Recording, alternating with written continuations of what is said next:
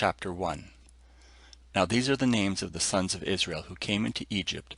Every man in his household came with Jacob: Reuben, Simeon, Levi, and Judah, Issachar, Zebulun, and Benjamin, Dan, and Naphtali, Gad, and Asher. All the souls who came out of Jacob's body were 70 souls, and Joseph was in Egypt already.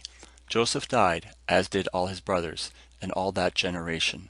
The children of Israel were fruitful, and increased abundantly, and multiplied, and grew exceedingly mighty, and the land was filled with them. Now there arose a new king over Egypt, who didn't know Joseph. He said to his people, Behold, the people of the children of Israel are more and mightier than we. Come, let us deal wisely with them, lest they multiply. And it happened that when any war breaks out, they also join themselves to our enemies and fight against us, and escape out of the land.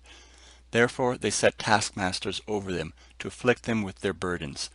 They built storage cities for Pharaoh, Pithom, and Ramses. But the more they afflicted them, the more they multiplied, and the more they spread out. They were grieved because of the children of Israel. The Egyptians ruthlessly made the children of Israel serve, and they made their lives bitter with hard service, in mortar and in brick, and in all manner of service in the field, all their service in which they ruthlessly made them serve. The king of Egypt spoke to the Hebrew midwives, of whom the name of one was Shiphrah, and the name of the other Puah. And he said, When you perform the duty of a midwife to the Hebrew woman, and see them on the birth stool, if it is a son, then you shall kill him, but if it is a daughter, then she shall live. But the midwives feared God, and didn't do what the king of Egypt commanded them, but saved the baby boys alive. The king of Egypt called for the midwives, and said to them, Why have you done this thing, and have saved the boys alive? The midwives said to Pharaoh, Because the Hebrew women aren't like the Egyptian women, for they are vigorous, and give birth before the midwife comes to them. God dealt well with the midwives, and the people multiplied and grew very mighty. It happened, because the midwives feared God, that he gave them families. Pharaoh commanded all his people, saying, You shall cast every son who is born into the river, and every daughter you shall save alive. Chapter 2. A man of the house of Levi went and took a daughter of Levi as his wife. The woman conceived and bore a son. When she saw that he was a fine child, she hid him 3 months. When she could no longer hide him, she took a papyrus basket for him, and coated it with tar and with pitch. She put the child in it, and laid it on the reeds by the river's bank. His sister stood far off to see what would be done to him. Pharaoh's daughter came down to bathe at the river. Her maidens walked along by the riverside. She saw the basket among the reeds, and sent her handmaid to get it. She opened it, and saw the child, and behold, the baby cried. She had compassion on him, and said, This is one of the Hebrews' children. Then his sister said to Pharaoh's daughter, Shall I go and call a nurse for you from the Hebrew women, that she may nurse the child for you? Pharaoh's daughter said to her, Go. The maiden went and called the child's mother. Pharaoh's daughter said to her, Take this child away and nurse him for me, and I will give you your wages. The woman took the child and nursed it. The child grew, and she brought him to Pharaoh's daughter, and he became her son. She named him Moses, and said, Because I drew him out of the water. It happened in those days, when Moses had grown up, that he went out to his brothers, and looked at their burdens. He saw an Egyptian striking a Hebrew, one of his brothers. He looked this way and that, and when he saw that there was no one, he killed the Egyptian, and hid him in the sand. He went out the second day, and behold, 2 men of the Hebrews were fighting with each other. He said to him who did the wrong, Why do you strike your fellow? He said, Who made you a prince and judge over us? Do you plan to kill me as you killed the Egyptian? Moses was afraid and said, Surely this thing is known. Now when Pharaoh heard this thing, he sought to kill Moses. But Moses fled from the face of Pharaoh, and lived in the land of Midian, and he sat down by a well. Now the priest of Midian had 7 daughters. They came and drew water, and filled the troughs to water their father's flock. The shepherds came and drove them away, but Moses stood up and helped them, and watered their flock. When they came to Reuel, their father, he said, How is it that you have returned so early? They answered, An Egyptian delivered us out of the hand of the shepherds, and moreover he drew water for us, and watered the flock. He said to his daughters, Where is he? Why is it that you have left the man? Call him that he may eat bread. Moses was content to dwell with the man. He gave Moses Zipporah, his daughter. She bore a son, and he named him Gershom, for he said, I have lived as a foreigner in a foreign land. It happened in the course of those many days that the king of Egypt died, and the children of Israel sighed because of the bondage, and they cried, and their cry came up to God because of the bondage. God heard their groaning, and God remembered his covenant with Abraham, with Isaac, and with Jacob. God saw the children of Israel, and God was concerned about them. Chapter 3. Now Moses was keeping the flock of Jethro, his father-in-law, the priest of Midian, and he led the flock to the back of the wilderness, and came to God's mountain, to Horeb. The angel of Yahweh appeared to him in a flame of fire out of the midst of a bush. He looked, and behold, the bush burned with fire, and the bush was not consumed. Moses said, I will turn aside now, and see this great sight, why the bush is not burned. When Yahweh saw that he turned aside to see, God called to him out of the midst of the bush, and said, Moses, Moses. He said, Here I am. He said, Don't come close. Take your sandals off of your feet, for the place you are standing on is holy ground. Moreover, he said, I am the God of your father, the God of Abraham, the God of Isaac, and the God of Jacob. Moses hid his face, for he was afraid to look at God. Yahweh said, I have surely seen the affliction of my people who are in Egypt, and have heard their cry because of their taskmasters, for I know their sorrows. I have come down to deliver them out of the hand of the Egyptians, and to bring them out of that land to a good and large land, to a land flowing with milk and honey, to the place of the Canaanite, the Hittite, the Amorite, the Perizzite, the Hivite, and the Jebusite. Now behold, the cry of the children of Israel has come to me. Moreover, I have seen the oppression with which the Egyptians oppress them. Come now, therefore, and I will send you to Pharaoh, that you may bring forth my people, the children of Israel, out of Egypt. Moses said to God, Who am I, that I should go to Pharaoh, and that I should bring forth the children of Israel out of Egypt? He said, Certainly I will be with you. This will be the token to you, that I have sent you. When you have brought forth the people out of Egypt, you will serve God on this mountain. Moses said to God, Behold, when I come to the children of Israel, and tell them, The God of your fathers has sent me to you, and they ask me, What is his name? What should I tell them? God said to Moses, I am who I am. And he said, You shall tell the children of Israel this, I am has sent me to you. God said moreover to Moses, You shall tell the children of Israel this, Yahweh, the God of your fathers, the God of Abraham, the God of Isaac, and the God of Jacob, has sent me to you. This is my name forever, and this is my memorial to all generations. Go and gather the elders of Israel together, and tell them, Yahweh, the God of your fathers, the God of Abraham, of Isaac, and of Jacob, has appeared to me, saying, I have surely visited you, and seen that which is done to you in Egypt. And I have said, I will bring you up out of the affliction of Egypt to the land of the Canaanite, the Hittite, the Amorite, the Perizzite, the Hivite, and the Jebusite, to a land flowing with milk and honey. They will listen to your voice, and you shall come, you and the elders of Israel, to the king of Egypt, and you shall tell him, Yahweh, the God of the Hebrews, has met with us.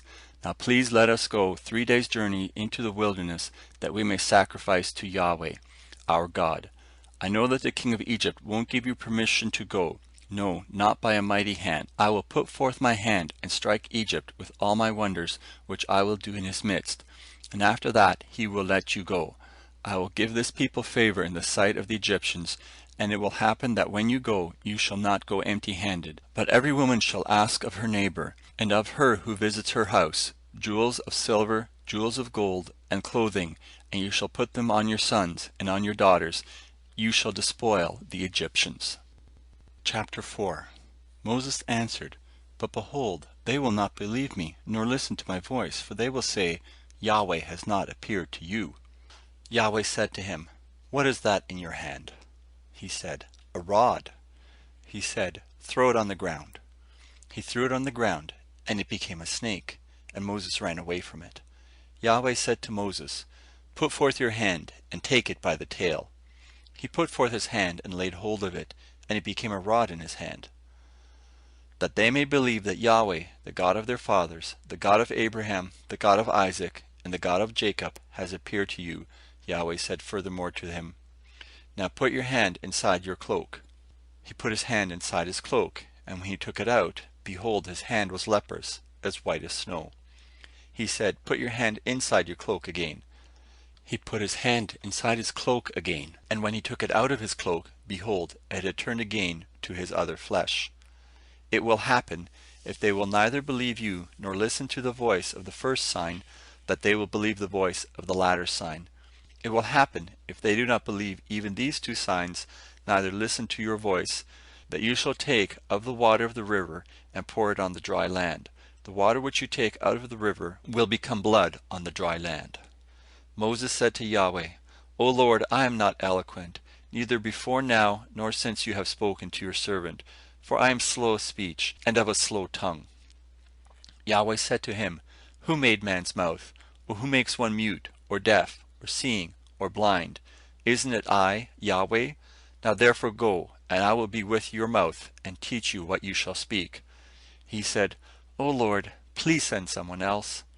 The anger of Yahweh was kindled against Moses, and he said, What about Aaron, your brother, the Levite? I know that he can speak well. Also behold, he comes forth to meet you. When he sees you, he will be glad in his heart. You shall speak to him, and put the words in his mouth. I will be with your mouth, and with his mouth, and will teach you what you shall do.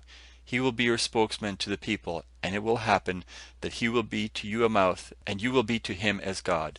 You shall take this rod in your hand, with which you shall do the signs. Moses went and returned to Jethro his father-in-law, and said to him, Please let me go and return to my brothers who are in Egypt, and see whether they are still alive. Jethro said to Moses, Go in peace. Yahweh said to Moses in Midian, Go return into Egypt, for all the men who sought your life are dead. Moses took his wife and his sons, and set them on a donkey, and he returned to the land of Egypt. Moses took God's rod in his hand.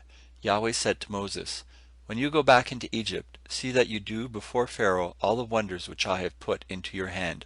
But I will harden his heart, and he will not let the people go.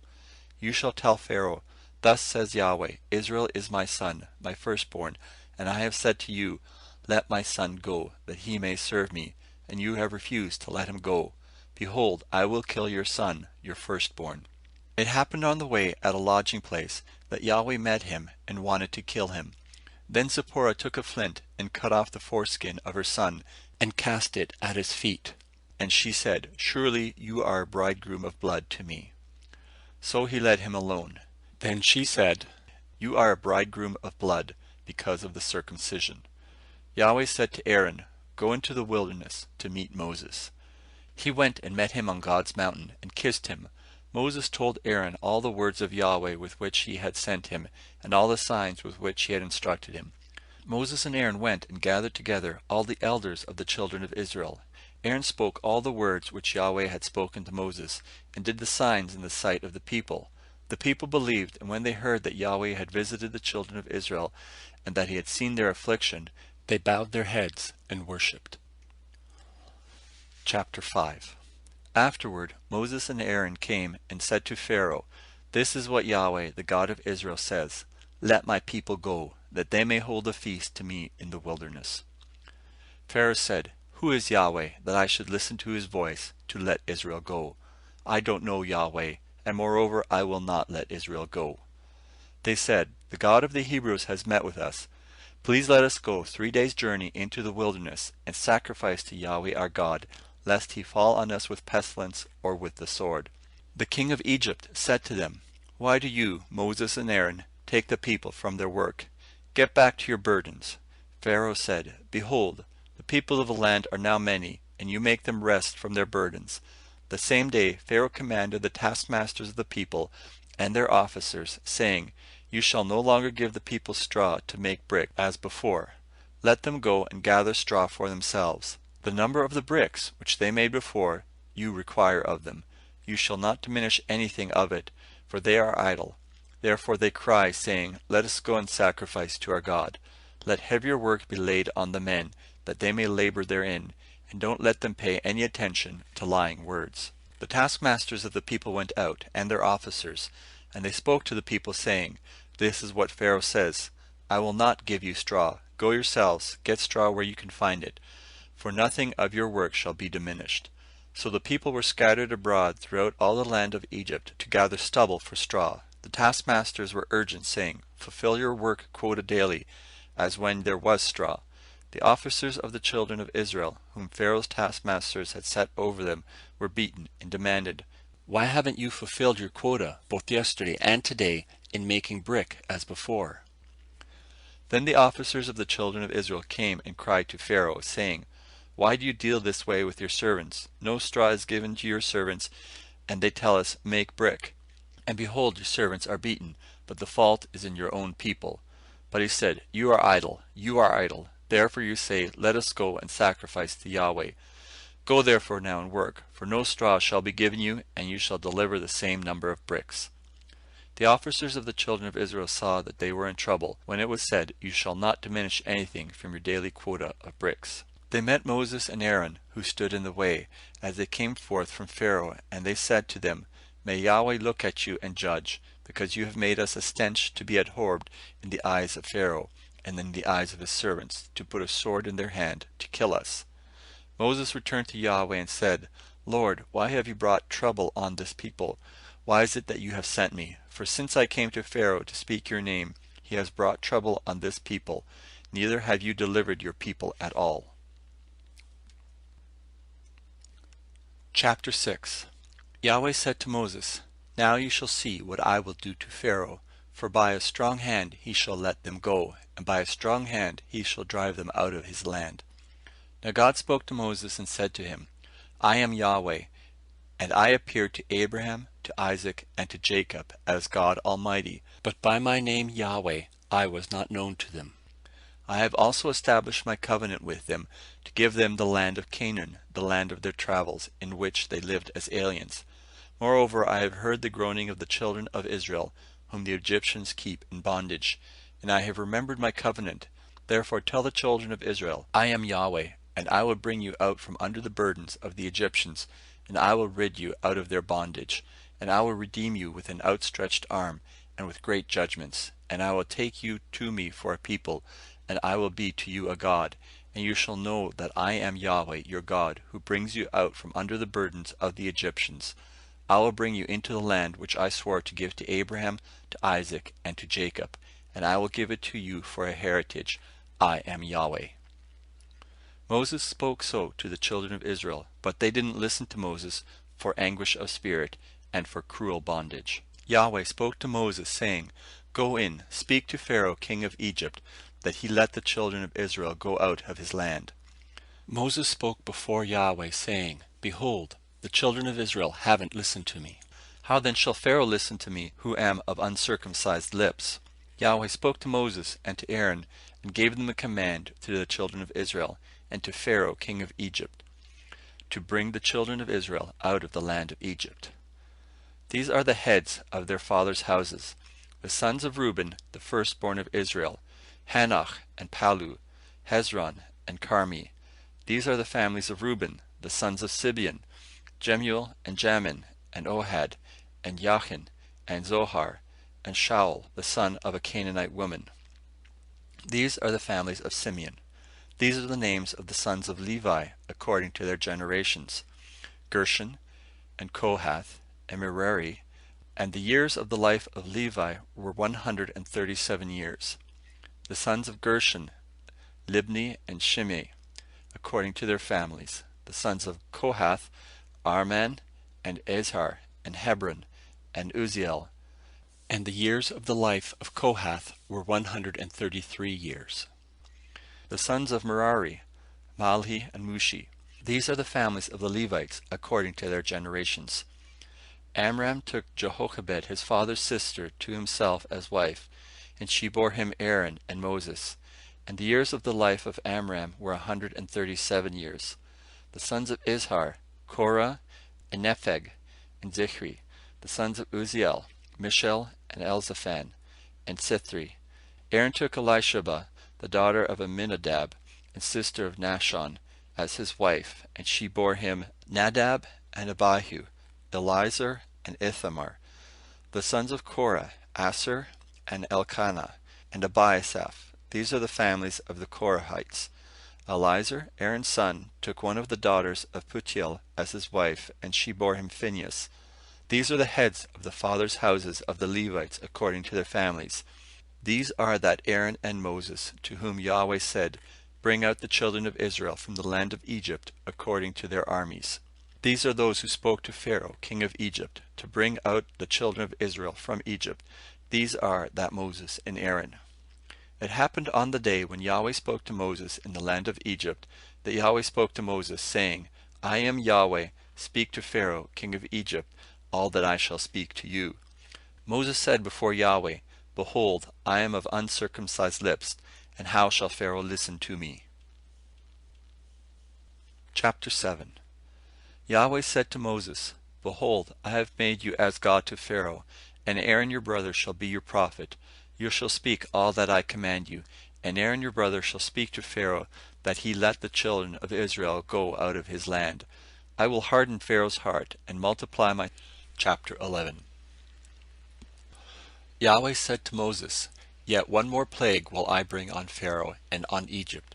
Afterwards he will let you go. When he lets you go, he will surely thrust you out altogether. Speak now in the ears of the people, and let them ask every man of his neighbor, and every woman of her neighbor, jewels of silver and jewels of gold. Yahweh gave the people favor in the sight of the Egyptians. Moreover, the man Moses was very great in the land of Egypt, in the sight of Pharaoh's servants, and in the sight of the people.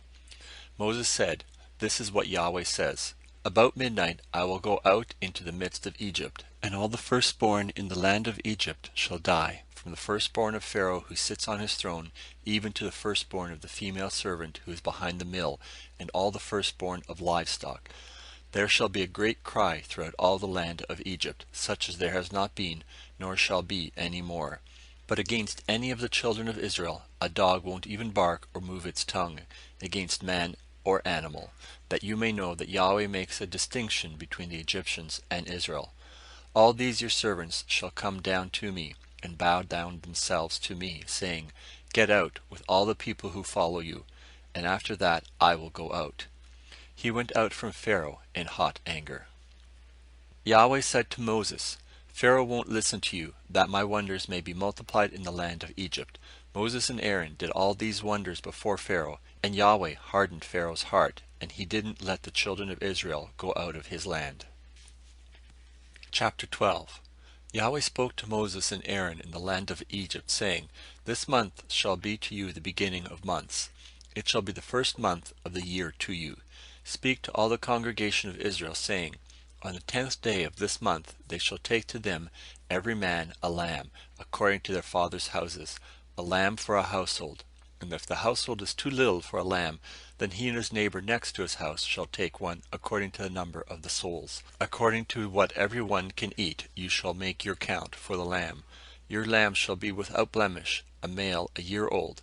You shall take it from the sheep or from the goats, and you shall keep it until the 14th day of the same month.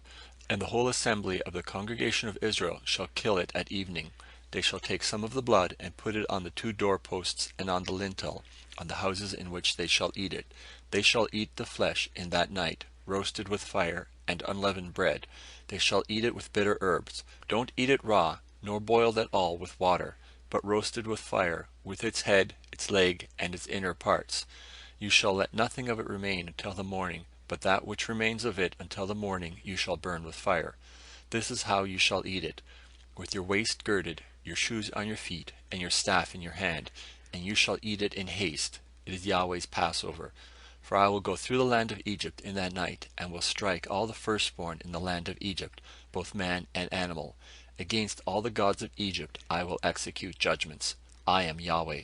The blood shall be to you for a token on the houses where you are. And when I see the blood, I will pass over you, and there shall no plague be on you to destroy you, when I strike the land of Egypt.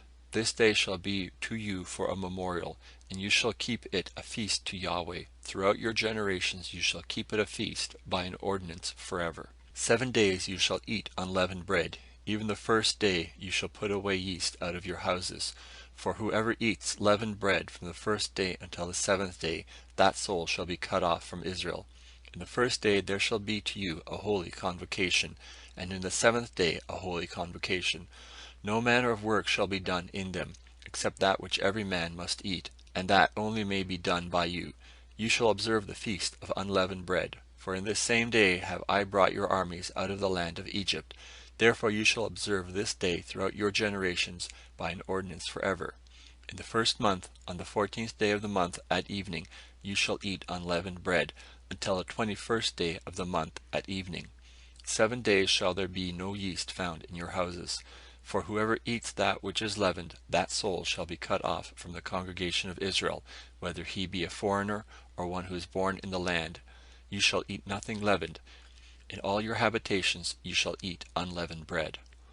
Then Moses called for all the elders of Israel and said to them, Draw out and take lambs according to your families, and kill the Passover. You shall take a bunch of hyssop, and dip it in the blood that is in the basin, and strike the lintel and the 2 doorposts with the blood that is in the basin.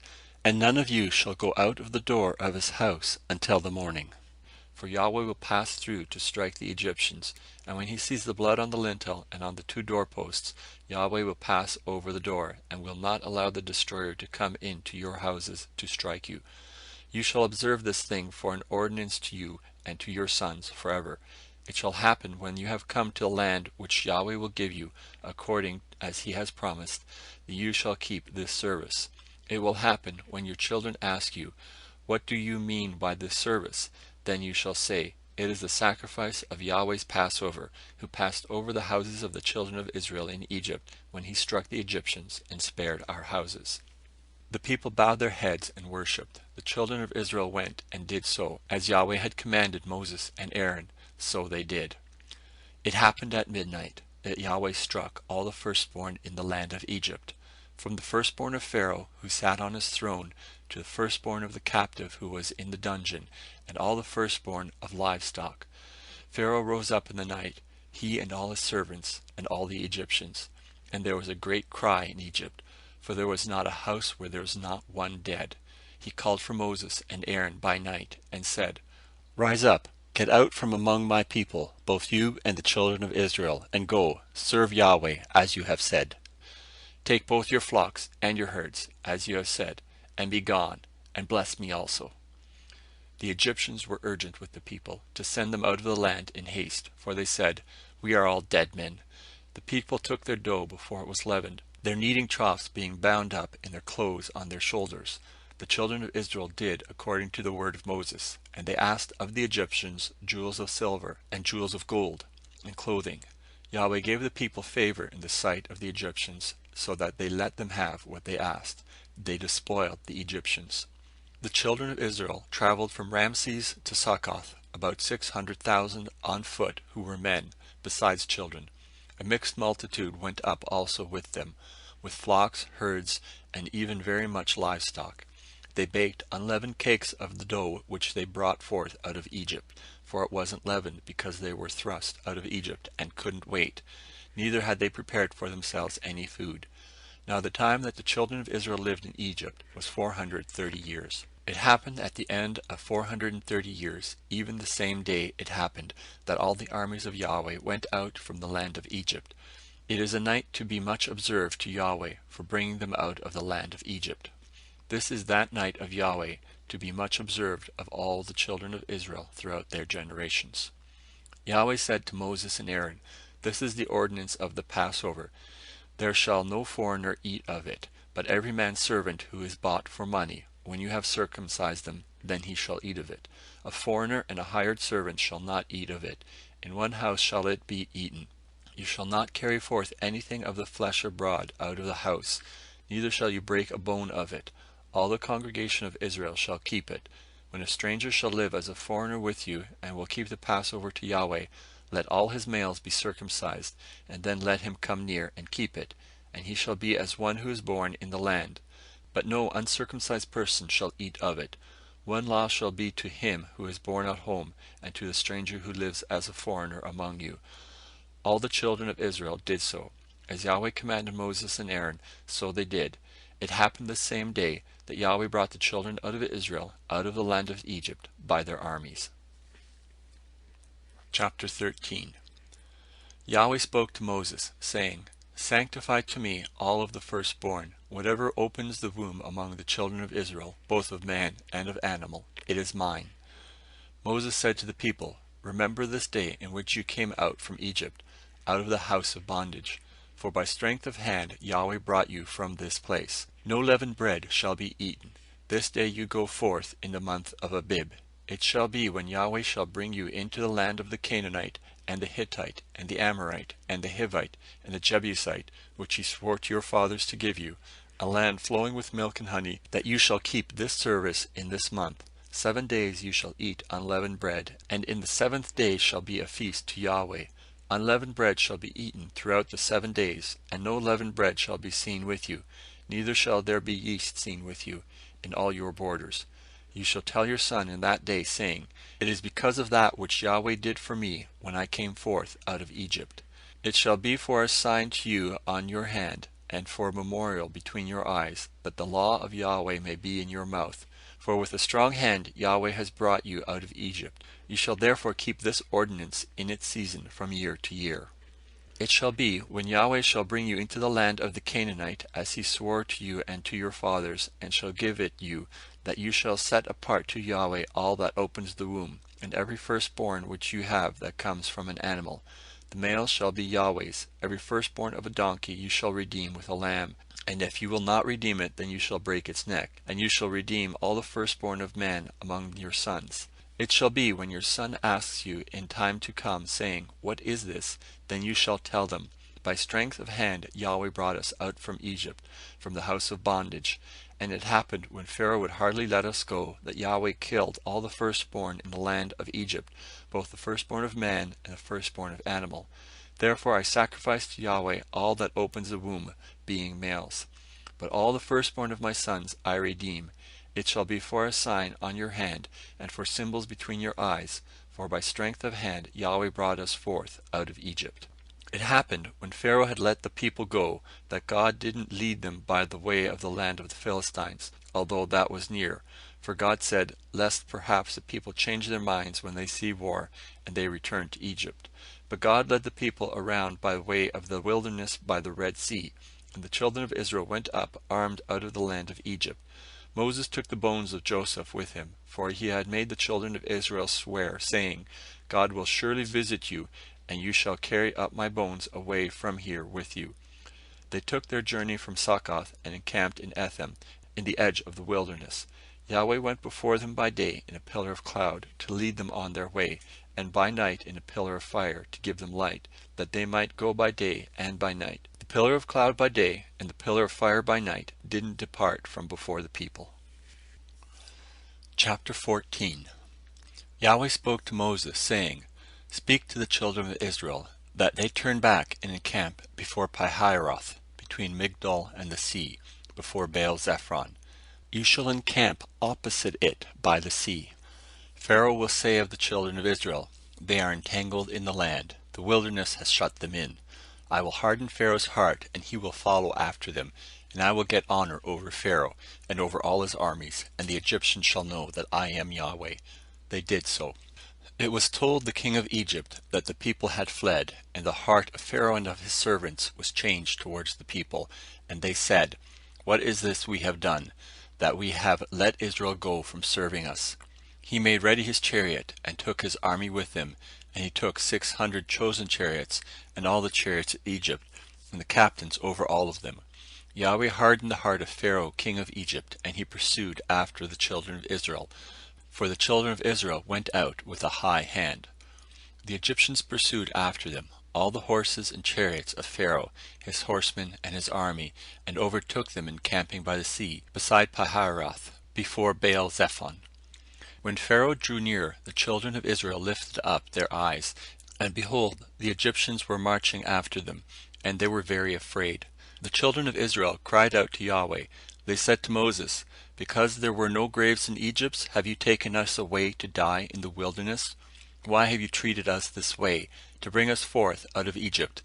Isn't this the word that we spoke to you in Egypt, saying, Leave us alone, that we may serve the Egyptians? For it were better for us to serve the Egyptians, than that we should die in the wilderness. Moses said to the people, Don't be afraid. Stand still, and see the salvation of Yahweh, which he will work for you today. For the Egyptians whom you have seen today, you shall never see them again. Yahweh will fight for you, and you shall be still. Yahweh said to Moses, Why do you cry to me? Speak to the children of Israel, that they go forward. Lift up your rod and stretch out your hand over the sea, and divide it. And the children of Israel shall go into the midst of the sea on dry ground. Behold, I will harden the hearts of the Egyptians, and they shall go in after them. And I will get myself honor over Pharaoh, and over all his armies, over his chariots, and over his horsemen. The Egyptians shall know that I am Yahweh, when I have gotten myself honor over Pharaoh, over his chariots, and over his horsemen. The angel of God, who went before the camp of Israel, moved and went behind them, and the pillar of cloud moved from before them and stood behind them. It came between the camp of Egypt and the camp of Israel, and there was a cloud and the darkness, yet it gave it light by night, and the one didn't come near the other all that night. Moses stretched out his hand over the sea, and Yahweh caused the sea to go back by a strong east wind all the night, and made the sea a dry land, and the waters were divided. The children of Israel went into the midst of the sea on the dry ground, and the waters were a wall to them on their right hand and on their left. The Egyptians pursued, and went in after them into the midst of the sea, all of Pharaoh's horses, his chariots, and his horsemen. It happened in the morning watch, that Yahweh looked out on the Egyptian army through the pillar of fire and of cloud, and confused the Egyptian army. He took off their chariot wheels, and they drove them heavily, so that the Egyptians said, Let's flee from the face of Israel, for Yahweh fights for them against the Egyptians. Yahweh said to Moses, Stretch out your hand over the sea, that the waters may come again on the Egyptians, on their chariots, and on their horsemen. Moses stretched out his hand over the sea, and the sea returned to its strength when the morning appeared, and the Egyptians fled against it. Yahweh overthrew the Egyptians in the midst of the sea. The waters returned, and covered the chariots and the horsemen, even all Pharaoh's army that went in after them into the sea. There remained not so much as one of them. But the children of Israel walked on dry land in the midst of the sea, and the waters were a wall to them on their right hand and on their left. Thus Yahweh saved Israel that day out of the hand of the Egyptians. And Israel saw the Egyptians dead on the seashore. Israel saw the great work which Yahweh did to the Egyptians, and the people feared Yahweh, and they believed in Yahweh and in his servant Moses. Chapter 15. Then Moses and the children of Israel sang this song to Yahweh, and said, I will sing to Yahweh, for he has triumphed gloriously. The horse and his rider he has thrown into the sea. Yah is my strength and song. He has become my salvation. This is my God, and I will praise him, my father's God, and I will exalt him.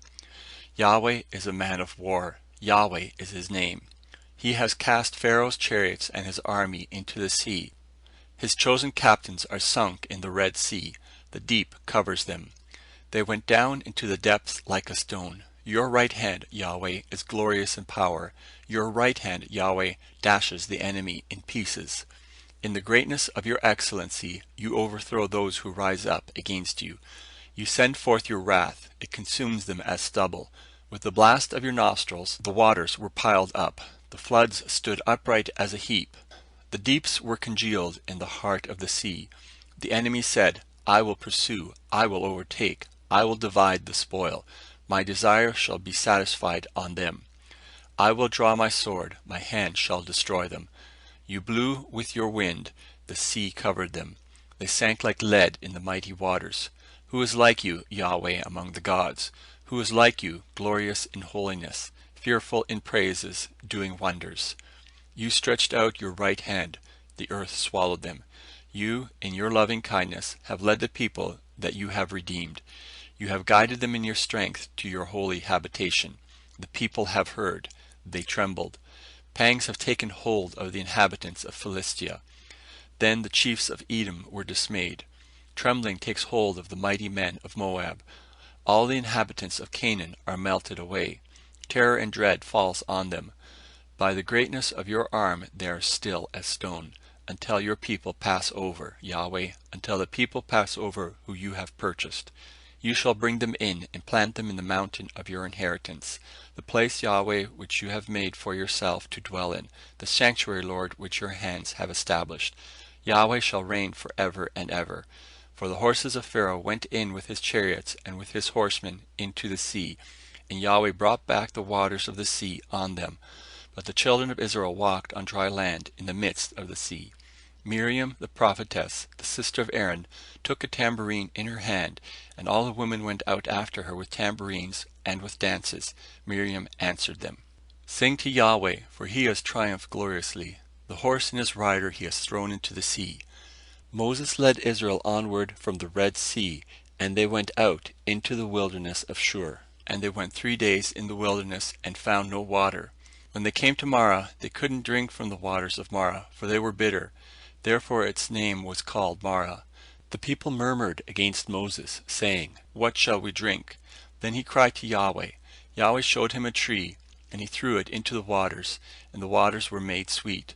There he made a statute and an ordinance for them, and there he tested them. And he said, If you will diligently listen to the voice of Yahweh your God, and will do that which is right in his eyes, and will pay attention to his commandments, and keep all his statutes, I will put none of these diseases on you, which I have put on the Egyptians, for I am Yahweh who heals you. They came to Elim, where there were 12 springs of water, and 70 palm trees, and they camped there by the waters. Chapter 16. They took their journey from Elim, and all the congregation of the children of Israel came to the wilderness of Sin, which is between Elim and Sinai, on the 15th day of the 2nd month after their departing out of the land of Egypt.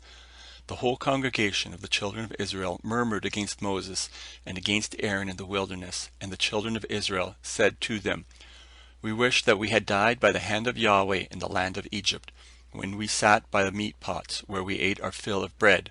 For you have brought us out into this wilderness, to kill this whole assembly with hunger. Then Yahweh said to Moses, Behold, I will rain bread from the sky for you, and the people shall go out and gather a day's portion every day, that I may test them, whether they will walk in my law or not. It shall come to pass on the 6th day that they shall prepare that which they bring in, and it shall be twice as much as they gather daily. Moses and Aaron said to all the children of Israel, At evening, then you shall know that Yahweh has brought you out from the land of Egypt, and in the morning, then you will see the glory of God, because he hears your murmuring against Yahweh. Who are we that you murmur against us? Moses said, Now Yahweh shall give you meat to eat in the evening, and in the morning bread to satisfy you, because Yahweh hears your murmurings which you murmur against him. And who are we? Your murmurings are not against us, but against Yahweh. Moses said to Aaron, Tell all the congregation of the children of Israel, Come near before Yahweh, for he has heard your murmurings. It happened as Aaron spoke to the whole congregation of the children of Israel, that they looked toward the wilderness, and behold, the glory of Yahweh appeared in the cloud. Yahweh spoke to Moses, saying, I have heard the murmurings of the children of Israel. Speak to them, saying, At evening you shall eat meat, and in the morning you shall be filled with bread, and you shall know that I am Yahweh your God. It happened at evening that quail came up and covered the camp, and in the morning the dew lay around the camp. When the dew that lay had gone, behold, on the surface of the wilderness was a small round thing, small as the frost on the ground. When the children of Israel saw it, they said one to another, What is it? For they didn't know what it was. Moses said to them, It is the bread which Yahweh has given you to eat. This is the thing which Yahweh has commanded. Gather of it every one according to his eating, an omer a head, according to the number of your persons. You shall take it, every man for those who are in his tent. The children of Israel did so, and gathered, some more, some less. When they measured it with an omer, he who gathered much had nothing over, and he who gathered little had no lack. They gathered every man according to his eating. Moses said to them, Let no one leave of it until the morning. Notwithstanding, they didn't listen to Moses, but some of them left of it until the morning, and it bred worms and became foul. And Moses was angry with them. They gathered it morning by morning, every one according to his eating. When the sun grew hot, it melted. It happened that on the 6th day they gathered twice as much, 2 omers for each one. And all the rulers of the congregation came and told Moses. He said to them, This is that which Yahweh has spoken. Tomorrow is a solemn rest, a holy Sabbath to Yahweh. Bake that which you want to bake, and boil that which you want to boil. And all that remains over lay up for yourselves to be kept until the morning. They laid it up until the morning, as Moses asked, and it didn't become foul, neither was there any worm in it. Moses said, Eat that today, for today is a Sabbath to Yahweh. Today you shall not find it in the field. 6 days you shall gather it, but on the 7th day it is the Sabbath. In it there shall be none. It happened on the 7th day that some of the people went out to gather, and they found none. Yahweh said to Moses, How long do you refuse to keep my commandments and my laws? Behold, because Yahweh has given you the Sabbath, therefore he gives you on the 6th day the bread of 2 days. Everyone stay in his place. Let no one go out of his place on the 7th day. So the people rested on the 7th day. The house of Israel called its name manna, and it was like coriander seed, white, and its taste was like wafers with honey. Moses said, This is the thing which Yahweh has commanded. Let an omer full of it be kept throughout your generations, that they may see the bread of which I fed you in the wilderness, when I brought you forth from the land of Egypt. Moses said to Aaron, Take a pot, and put an omer full of manna in it, and lay it up before Yahweh, to be kept throughout your generations. As Yahweh commanded Moses, so Aaron laid it up before the testimony to be kept. The children of Israel ate the manna 40 years, until they came to an inhabited land. They ate the manna until they came to the borders of the land of Canaan. Now an omer is a 10th part of an ephah. Chapter 17. All the congregation of the children of Israel traveled from the wilderness of Sin by their journeys according to Yahweh's commandment, and encamped in Rephidim. But there was no water for the people to drink. Therefore the people quarreled with Moses, and said, Give us water to drink. Moses said to them, Why do you quarrel with me? Why do you test Yahweh? The people were thirsty for water there, and the people murmured against Moses, and said, Why have you brought us up out of Egypt to kill us, our children, and our livestock with thirst?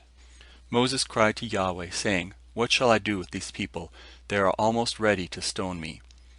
Yahweh said to Moses, Walk on before the people, and take the elders of Israel with you, and take the rod in your hand with which you struck the Nile, and go. Behold, I will stand before you there on the rock in Horeb. You shall strike the rock, and water will come out of it, that the people may drink. Moses did so in the sight of the elders of Israel. He called the name of the place Massah and Meribah, because the children of Israel quarreled, and because they tested Yahweh, saying, Is Yahweh among us or not? Then Amalek came and fought with Israelite in Rephidim. Moses said to Joshua, Choose men for us and go out, fight with Amalek. Tomorrow I will stand on the top of the hill with God's rod in my hand. So Joshua did as Moses had told him. He fought with Amalek, and Moses, Aaron, and Hur went up to the top of the hill. It happened when Moses held up his hand that Israel prevailed, and when he let down his hand, Amalek prevailed. But Moses' hands were heavy, and they took a stone and put it under him, and he sat on it. Aaron and Hur held up his hands, the one on the one side and the other on the other side. His hands were steady until sunset. Joshua defeated Amalek and his people with the edge of the sword. Yahweh said to Moses, Write this for a memorial in a book, and rehearse it in the ears of Joshua, that I will utterly blot out the memory of Amalek from under the sky.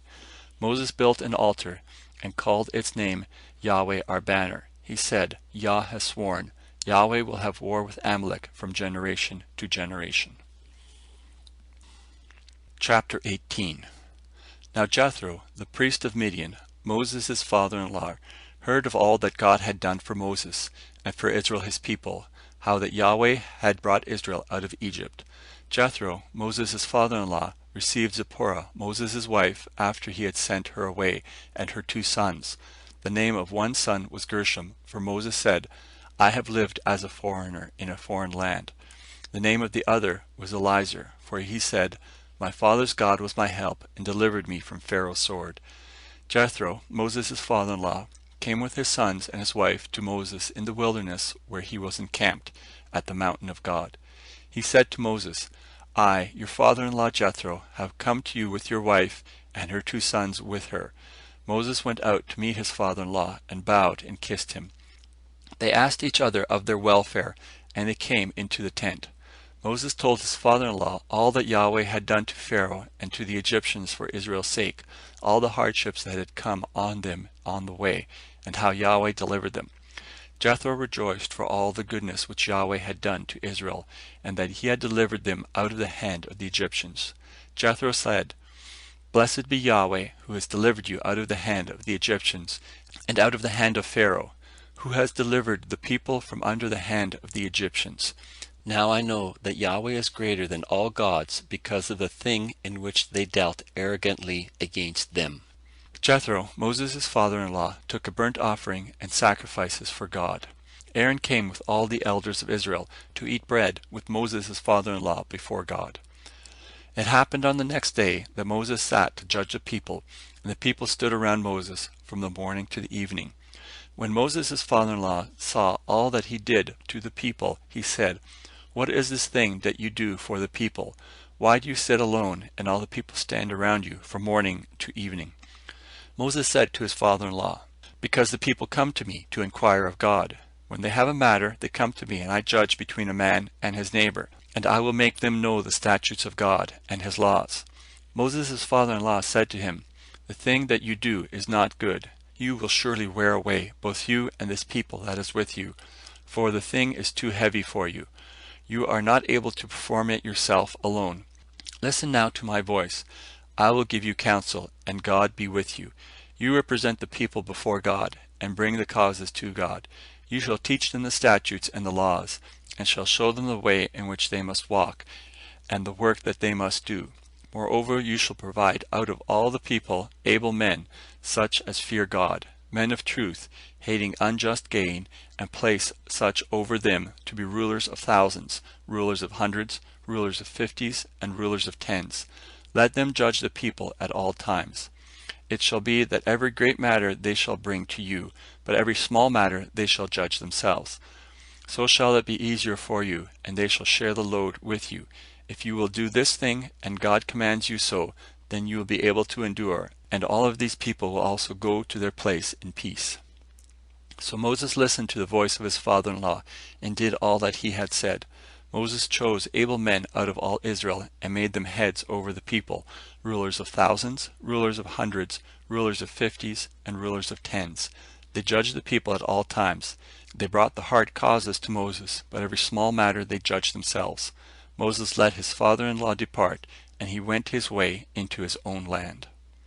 End of chapters 11 to 18. Chapter 19. In the 3rd month after the children of Israel had gone forth out of the land of Egypt, on that same day they came into the wilderness of Sinai. When they had departed from Rephidim, and had come to the wilderness of Sinai, they encamped in the wilderness, and there Israel encamped before the mountain. Moses went up to God, and Yahweh called out to him out of the mountain, saying, "This is what you shall tell the house of Jacob, and tell the children of Israel. You have seen what I did to the Egyptians, and how I bore you on eagle's wings, and brought you to myself. Now therefore, if you will indeed obey my voice, and keep my covenant, then you shall be my own possession from among all peoples, for all the earth is mine, and you shall be to me a kingdom of priests, and a holy nation. These are the words which you shall speak to the children of Israel." Moses came and called for the elders of the people, and set before them all these words which Yahweh commanded him. All the people answered together and said, "All that Yahweh has spoken, we will do." Moses reported the words of the people to Yahweh. Yahweh said to Moses, "Behold, I come to you in a thick cloud, that the people may hear when I speak with you, and may also believe you forever." Moses told the words of the people to Yahweh. Yahweh said to Moses, "Go to the people and sanctify them today and tomorrow, and let them wash their garments and be ready against the 3rd day.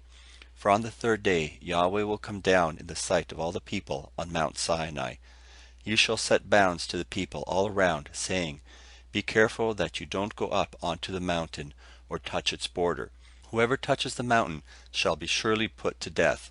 No hand shall touch him, but he shall surely be stoned or shot through. Whether it is animal or man, he shall not live. When the trumpet sounds long, they shall come up to the mountain." Moses went down from the mountain to the people, and sanctified the people, and they washed their clothes. He said to the people, "Be ready by the 3rd day. Don't have sexual relations with a woman."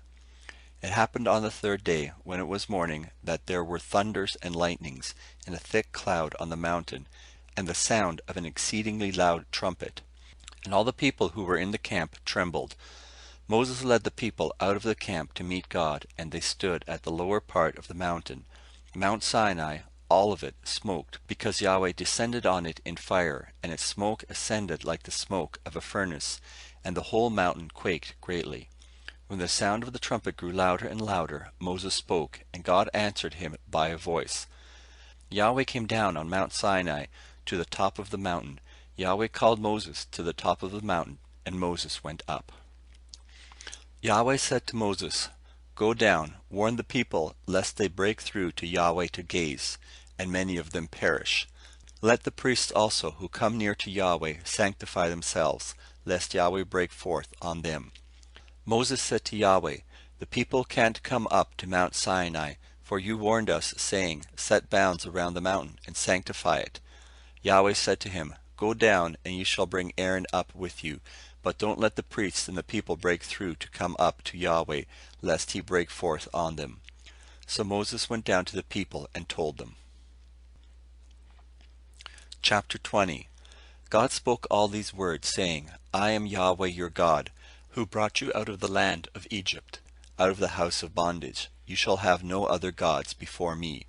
You shall not make for yourselves an idol, nor any image of anything that is in the heavens above, or that is in the earth beneath, or that is in the water under the earth. You shall not bow yourselves down to them, nor serve them. For I, Yahweh your God, am a jealous God, visiting the iniquity of the fathers on the children, on the third and on the fourth generation of those who hate me, and showing loving kindness to thousands of those who love me and keep my commandments.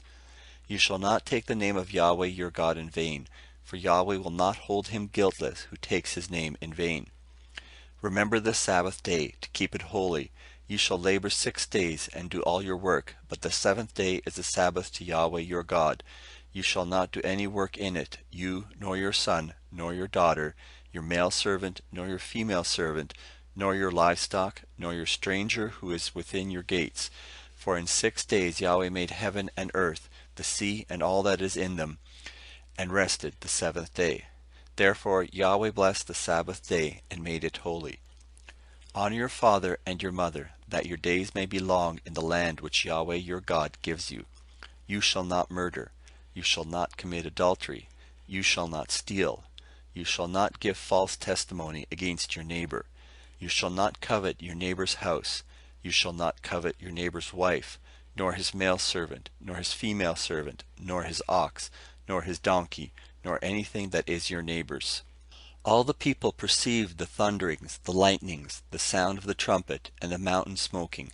When the people saw it, they trembled and stayed at a distance. They said to Moses, "Speak with us yourself, and we will listen, but don't let God speak with us, lest we die." Moses said to the people, "Don't be afraid, for God has come to test you, and that his fear may be before you, that you won't sin." The people stayed at a distance, and Moses drew near to the thick darkness where God was. Yahweh said to Moses, "This is what you shall tell the children of Israel. You yourselves have seen that I have talked with you from heaven. You shall most certainly not make alongside of me gods of silver or gods of gold for yourselves. You shall make an altar of earth for me, and shall sacrifice on it your burnt offerings and your peace offerings, your sheep and your cattle. In every place where I record my name I will come to you, and I will bless you. If you make me an altar of stone, you shall not build it of cut stones, for if you lift up your tool on it, you have polluted it. Neither shall you go up by steps to my altar, that your nakedness may not be exposed to it." Chapter 21. Now these are the ordinances which you shall set before them. If you buy a Hebrew servant, he shall serve 6 years, and in the 7th he shall go out free without paying anything. If he comes in by himself, he shall go out by himself. If he is married, then his wife shall go out with him. If his master gives him a wife, and she bears him sons or daughters, then the wife and her children shall be her master's, and he shall go out by himself. But if the servant shall plainly say, "I love my master, my wife, and my children, I will not go out free," then his master shall bring him to God, and shall bring him to the door or to the doorpost, and his master shall bore his ear through with an awl, and he shall serve him forever. If a man sells his daughter to be a female servant, she shall not go out as the male servants do. If she doesn't please her master, who has married her to himself, then he shall let her be redeemed. He shall have no right to sell her to a foreign people, seeing he has dealt deceitfully with her.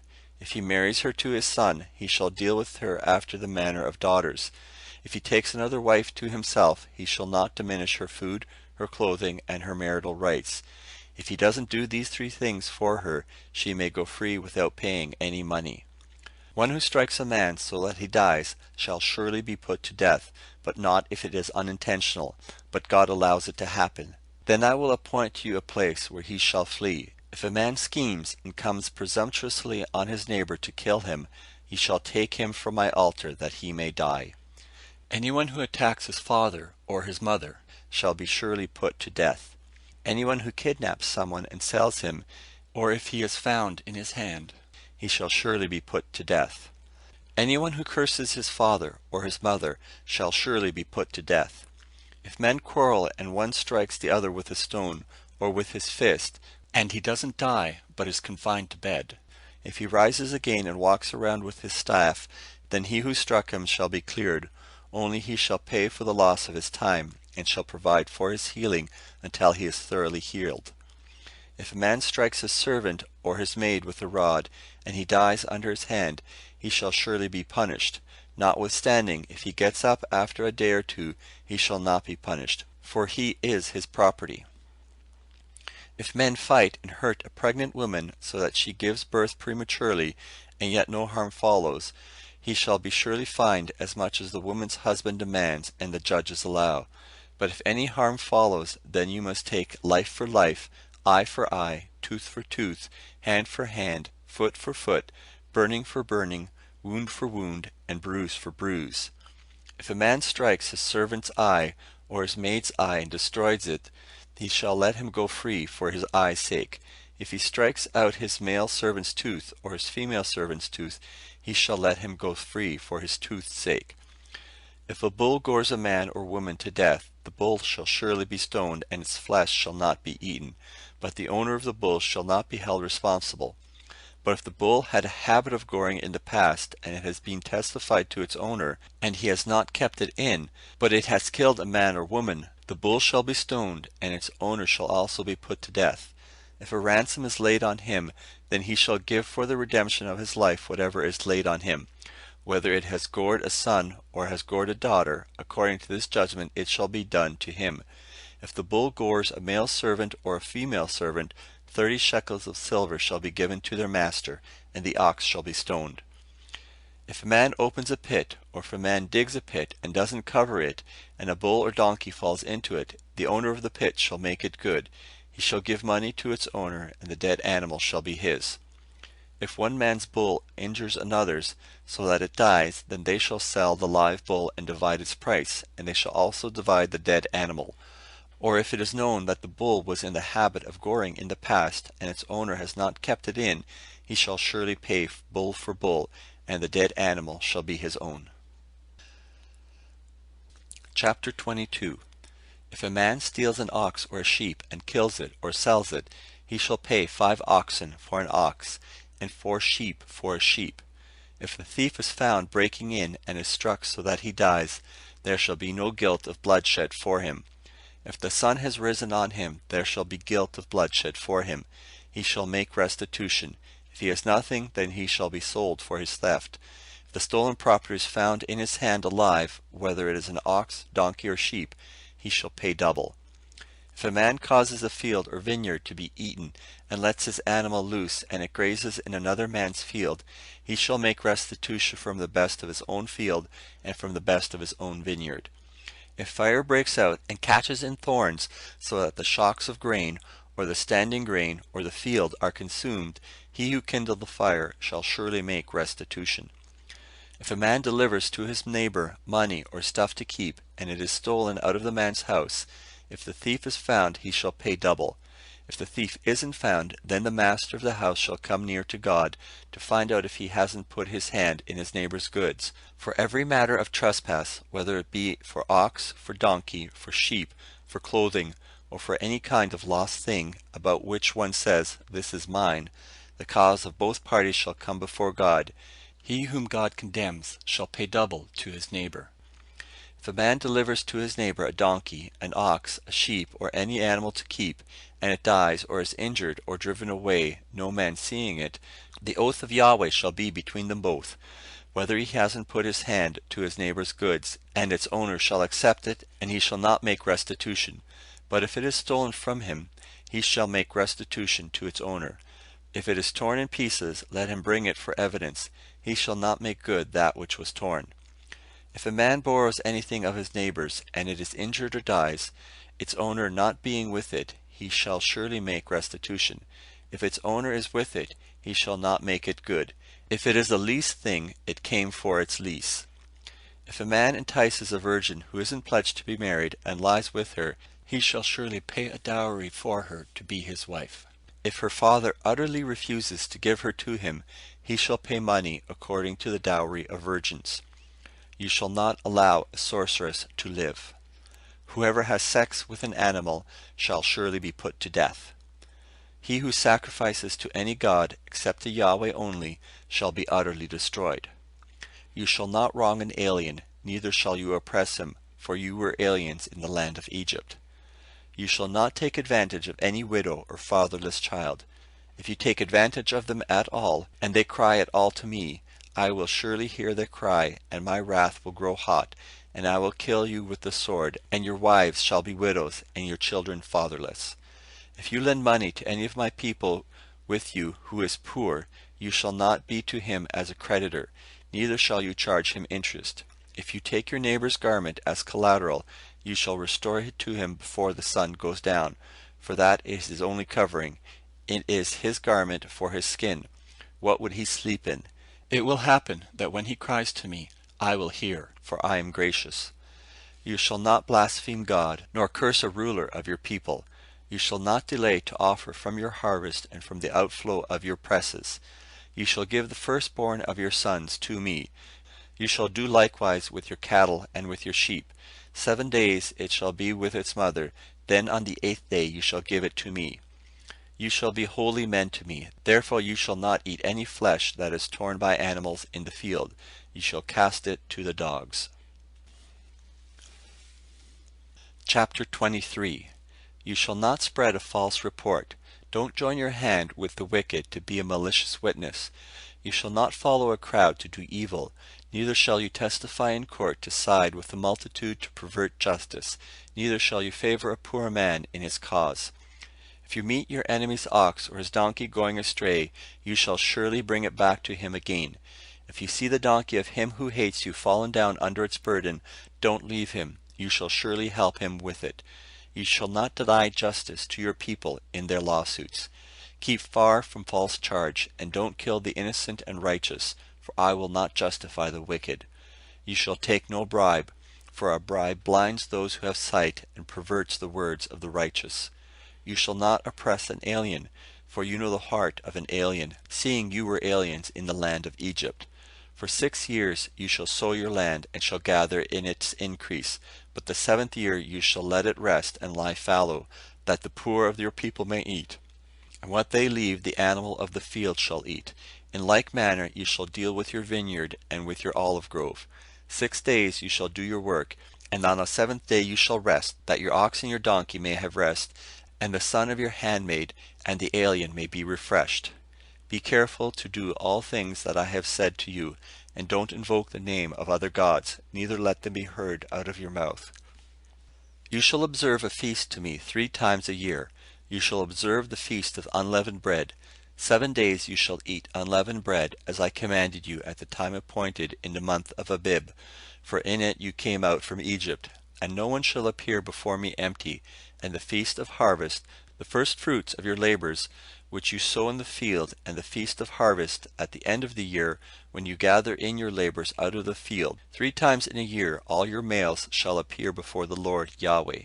You shall not offer the blood of my sacrifice with leavened bread, neither shall the fat of my feast remain all night until the morning.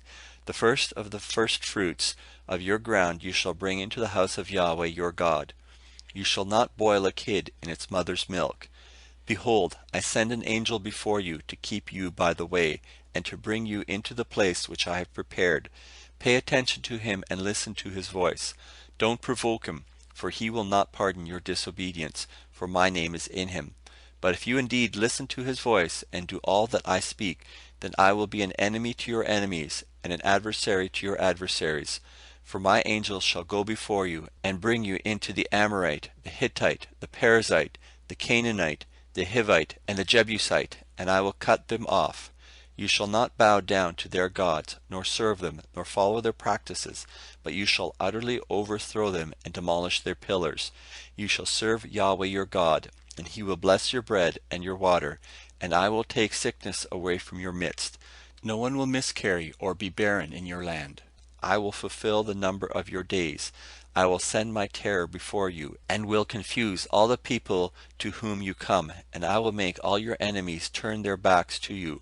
I will send the hornet before you, which will drive out the Hivite, the Canaanite, and the Hittite from before you. I will not drive them out from before you in 1 year, lest the land become desolate, and the animals of the field multiply against you. Little by little I will drive them out from before you until you have increased and inherit the land. I will set your border from the Red Sea even to the Sea of the Philistines, and from the wilderness to the river. For I will deliver the inhabitants of the land into your hand, and you shall drive them out before you. You shall make no covenant with them, nor with their gods. They shall not dwell in your land, lest they make you sin against me. For if you serve their gods, it will surely be a snare to you. Chapter 24. He said to Moses, Come up to Yahweh, you and Aaron, Nadab and Abihu, and 70 of the elders of Israel, and worship from a distance. Moses alone shall come near to Yahweh, but they shall not come near, neither shall the people go up with him. Moses came and told the people all the words of Yahweh, and all the ordinances, and all the people answered with one voice, and said, All the words which Yahweh has spoken, we will do. Moses wrote all the words of Yahweh, and rose up early in the morning, and built an altar under the mountain, and 12 pillars for the 12 tribes of Israel. He sent young men of the children of Israel, who offered burnt offerings and sacrificed peace offerings of cattle to Yahweh.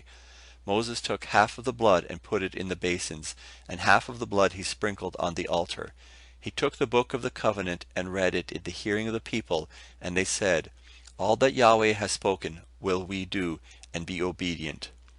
Moses took the blood and sprinkled it on the people and said, Look, this is the blood of the covenant which Yahweh has made with you concerning all these words. Then Moses, Aaron, Nadab, Abihu, and 70 of the elders of Israel went up. They saw the God of Israel. Under his feet was like a paved work of sapphire stone, like the skies for clearness. He didn't lay his hand on the nobles of the children of Israel. They saw God and ate and drank. Yahweh said to Moses, Come up to me on the mountain, and stay here, and I will give you the tables of stone with the law and the commands I have written, that you may teach them. Moses rose up with Joshua his servant, and Moses went up onto God's mountain. He said to the elders, Wait here for us until we come again to you. Behold, Aaron and Hur are with you. Whoever is involved in a dispute can go to them. Moses went up on the mountain, and the cloud covered the mountain. The glory of Yahweh settled on Mount Sinai, and the cloud covered it 6 days. The 7th day he called to Moses out of the midst of the cloud. The appearance of the glory of Yahweh was like devouring fire on the top of the mountain in the eyes of the children of Israel. Moses entered into the midst of the cloud, and went up on the mountain, and Moses was on the mountain 40 days and 40 nights. End of chapters 19 to 24. Chapter 25. Yahweh spoke to Moses, saying, Speak to the children of Israel, that they take an offering for me. From everyone whose heart makes him willing, you shall take my offering. This is the offering which you shall take from them: gold, silver, brass, blue, purple, scarlet, fine linen, goat's hair, ram skins dyed red, sea-cow hides, acacia wood, oil for the light, spices for the anointing oil and for the sweet incense, onyx stones, and stones to be set for the ephod and for the breastplate. Let them make me a sanctuary, that I may dwell among them. According to all that I show you, the pattern of the tent, and the pattern of all of its furniture, even so you shall make it. They shall make an ark of acacia wood. Its length shall be 2.5 cubits, its breadth 1.5 cubits, and 1.5 cubits its height. You shall overlay it with pure gold. You shall overlay it inside and outside, and you shall make a gold molding around it. You shall cast 4 rings of gold for it, and put them in its 4 feet. 2 rings shall be on one side of it, and 2 rings on the other side of it. You shall make poles of acacia wood, and overlay them with gold. You shall put the poles into the rings on the sides of the ark to carry the ark. The poles shall be in the rings of the ark. They shall not be taken from it. You shall put the testimony which I shall give you into the ark. You shall make a mercy seat of pure gold. 2.5 cubits shall be its length, and 1.5 cubits its breadth. You shall make 2 cherubim of hammered gold. You shall make them at the 2 ends of the mercy seat. Make 1 cherub at the one end, and 1 cherub at the other end. You shall make the cherubim on its 2 ends of one piece with the mercy seat. The cherubim shall spread out their wings upward, covering the mercy seat with their wings, with their faces toward one another. The faces of the cherubim shall be toward the mercy seat. You shall put the mercy seat on top of the ark, and in the ark you shall put the testimony that I will give you. There I will meet with you, and I will tell you from above the mercy seat, from between the 2 cherubim which are on the ark of the testimony, all that I command you for the children of Israel. You shall make a table of acacia wood. 2 cubits shall be its length, and 1 cubit its breadth, and 1.5 cubits its height. You shall overlay it with pure gold, and make a gold molding around it. You shall make a rim of 1 handbreadth around it. You shall make a golden molding on its rim around it. You shall make 4 rings of gold for it, and put the rings in the 4 corners that are on its 4 feet. The rings shall be close to the rim, for places for the poles to carry the table. You shall make the poles of acacia wood, and overlay them with gold, that the table may be carried with them. You shall make its dishes, its spoons, its ladles, and its bowls to pour out offerings with. You shall make them of pure gold. You shall set bread of the presence on the table before me always. You shall make a lampstand of pure gold. Of hammered work shall the lampstand be made, even its base, its shaft, its cups, its buds, and its flowers shall be of one piece with it. There shall be 6 branches going out of its sides, 3 branches of the lampstand out of its one side, and 3 branches of the lampstand out of its other side. 3 cups made like almond blossoms on one branch, a bud and a flower, and 3 cups made like almond blossoms on the other branch, a bud and a flower. So for the 6 branches going out of the lampstand, and in the lampstand 4 cups made like almond blossoms, its buds and its flowers, and a bud under 2 branches of one piece with it, and a bud under 2 branches of one piece with it, and a bud under 2 branches of one piece with it, for the 6 branches going out of the lampstand. Their buds and their branches shall be of one piece with it, all of it beaten work of pure gold. You shall make its lamps 7, and they shall light its lamps to give light to the space in front of it. Its snuffers and its snuff dishes shall be of pure gold. It shall be made of a talent of pure gold, with all these accessories. See that you make them after their pattern which has been shown to you on the mountain. Chapter 26. Moreover, you shall make the tent with 10 curtains of fine twined linen, and blue, and purple, and scarlet, with cherubim. The work of the skillful workman you shall make them. The length of each curtain shall be 28 cubits, and the breadth of each curtain 4 cubits. All the curtains shall have one measure. 5 curtains shall be coupled together, one to another, and the other 5 curtains shall be coupled, one to another. You shall make loops of blue on the edge of the one curtain from the edge in the coupling, and likewise you shall make in the edge of the curtain that is outmost in the second coupling. You shall make 50 loops in the one curtain, and you shall make 50 loops in the edge of the curtain that is in the second coupling. The loops shall be opposite one to another. You shall make 50 clasps of gold, and couple the curtains one to another with the clasps, and the tent shall be a unit. You shall make curtains of goat's hair for a covering over the tent. You shall make them 11 curtains. The length of each curtain shall be 30 cubits, and the breadth of each curtain 4 cubits. The 11 curtains shall have one measure. You shall couple 5 curtains by themselves, and 6 curtains by themselves. and shall double over the sixth curtain in the forefront of the tent. Ye shall make 50 loops on the edge of one curtain that is outmost in the coupling, and 50 loops on the edge of the curtain which is outmost in the second coupling. Ye shall make 50 clasps of brass, and put the clasps into the loops, and couple the tent together, that it may be one. The overhanging part that remains of the curtains of the tent, the half curtain that remains, shall hang over the back of the tent.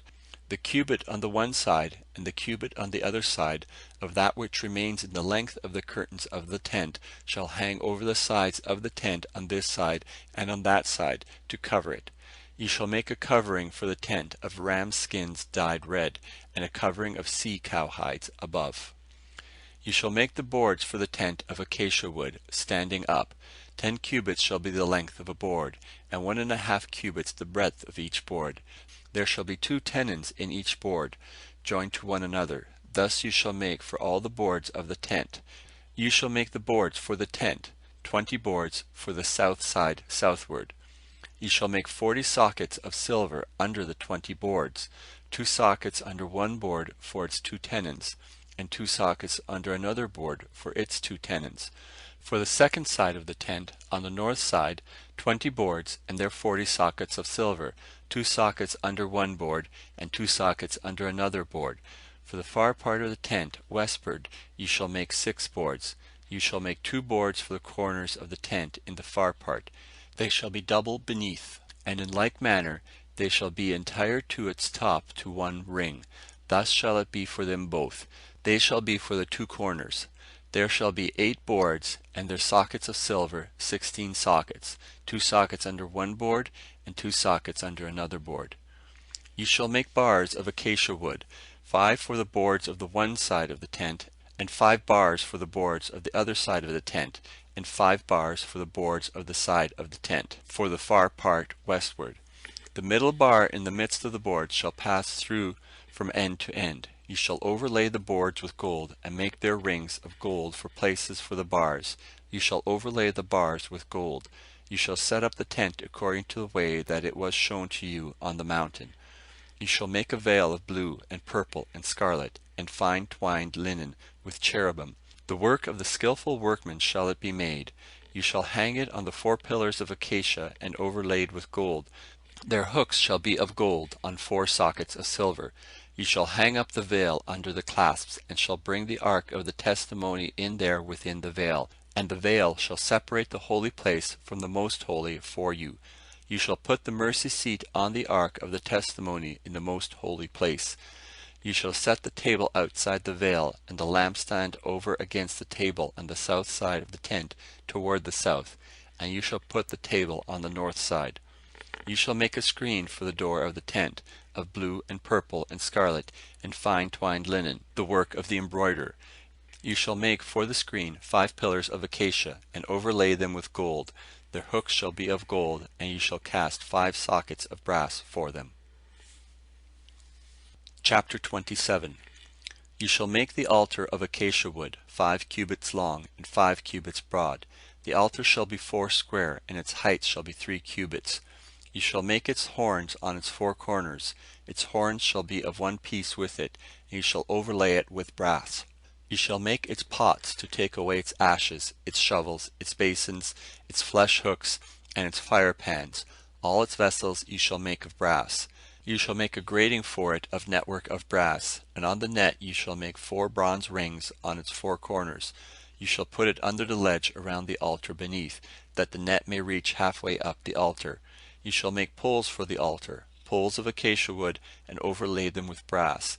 Its poles shall be put into the rings, and the poles shall be on the 2 sides of the altar, when carrying it. You shall make it with hollow planks.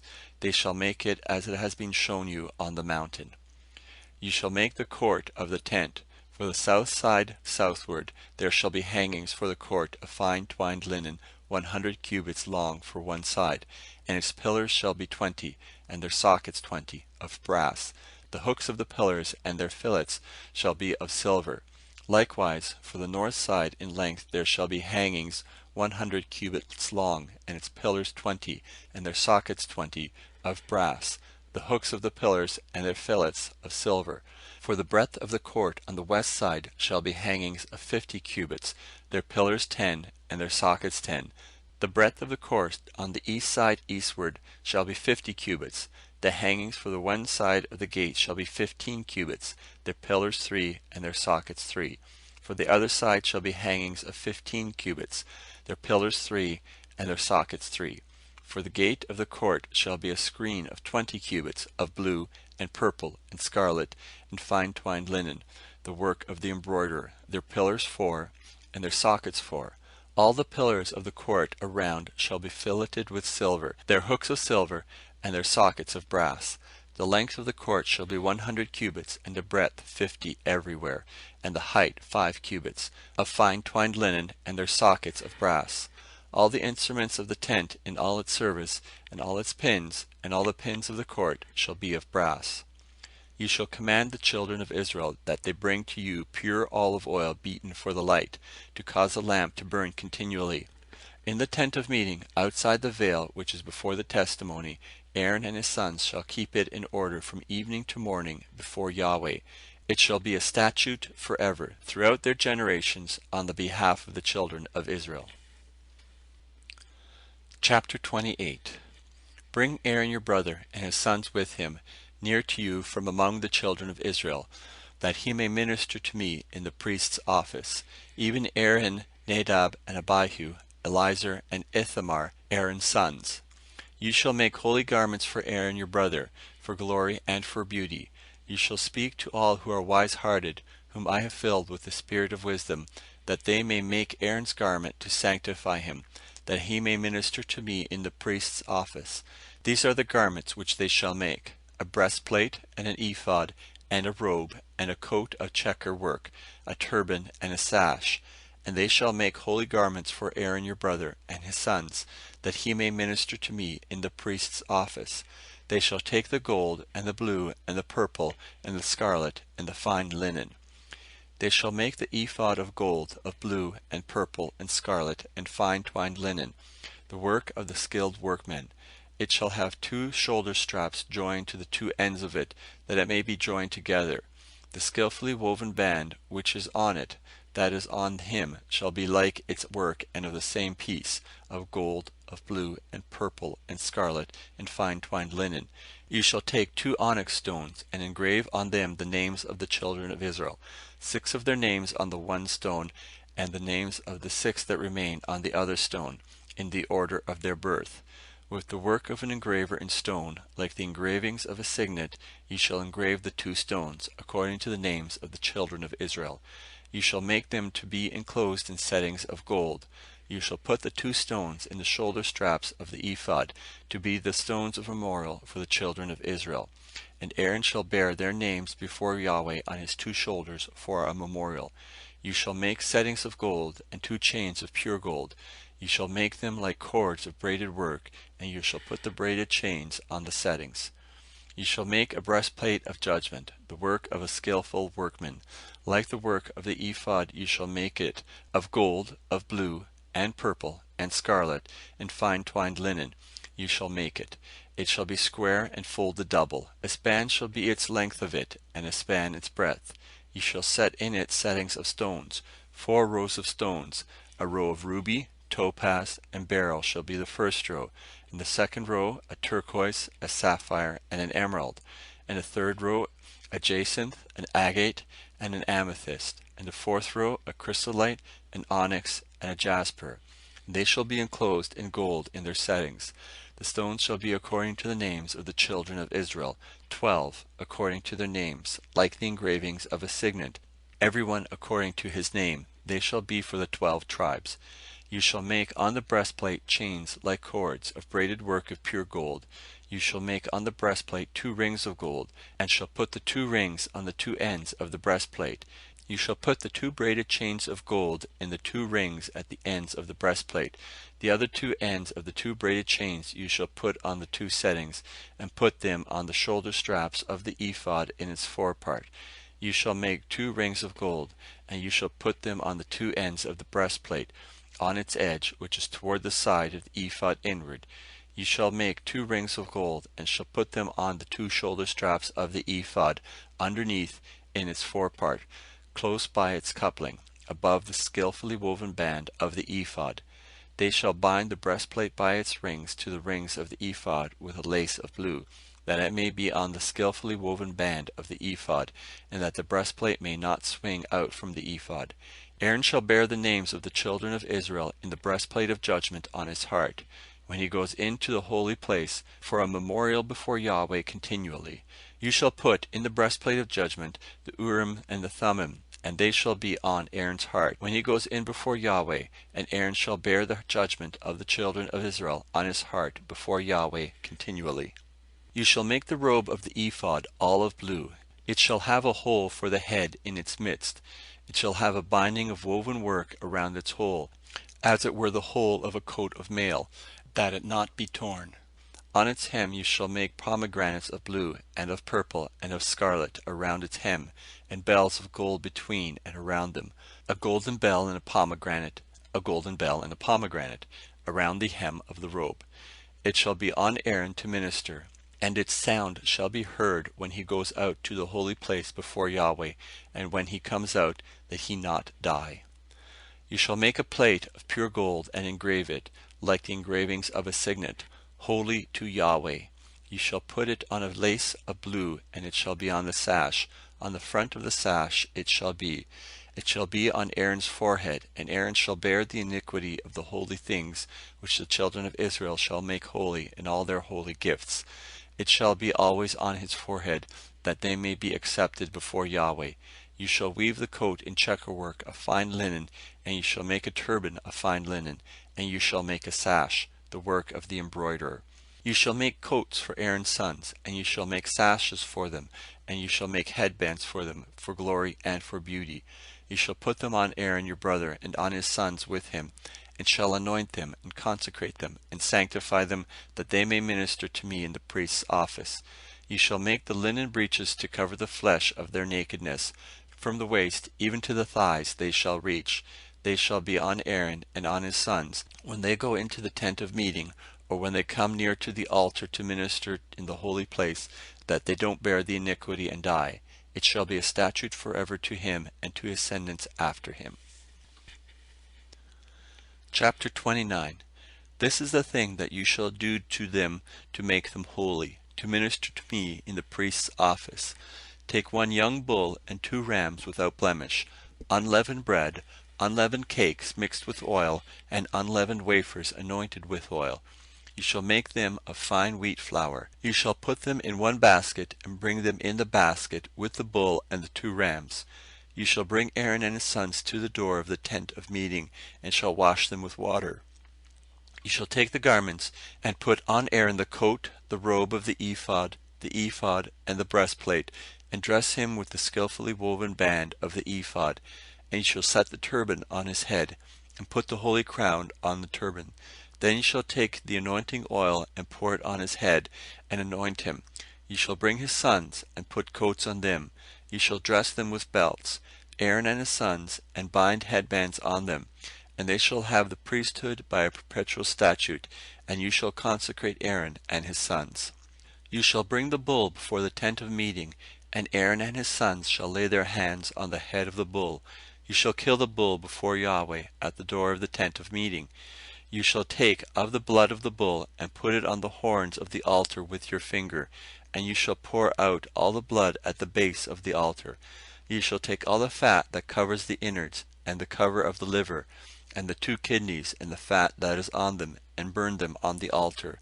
But the flesh of the bull, and its skin, and its dung, you shall burn with fire outside the camp. It is a sin offering. You shall also take the 1 ram, and Aaron and his sons shall lay their hands on the head of the ram. You shall kill the ram, and you shall take its blood, and sprinkle it around on the altar. You shall cut the ram into its pieces, and wash its innards and its legs, and put them with its pieces, and with its head.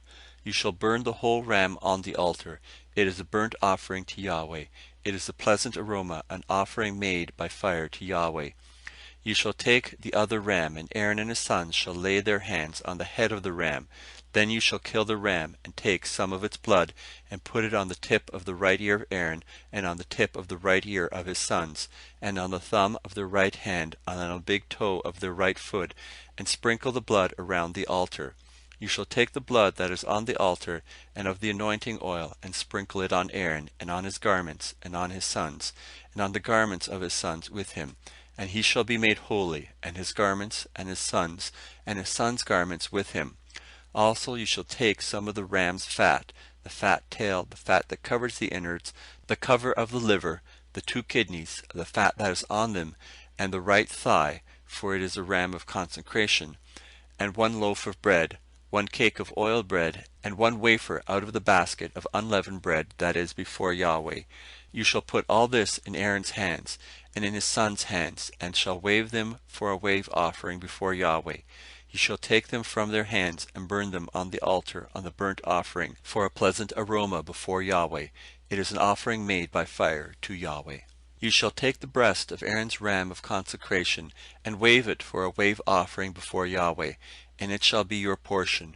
You shall sanctify the breast of the wave offering, and the thigh of the wave offering, which is waved, and which is heaved up, and of the ram of consecration, even of that which is for Aaron, and of that which is for his sons.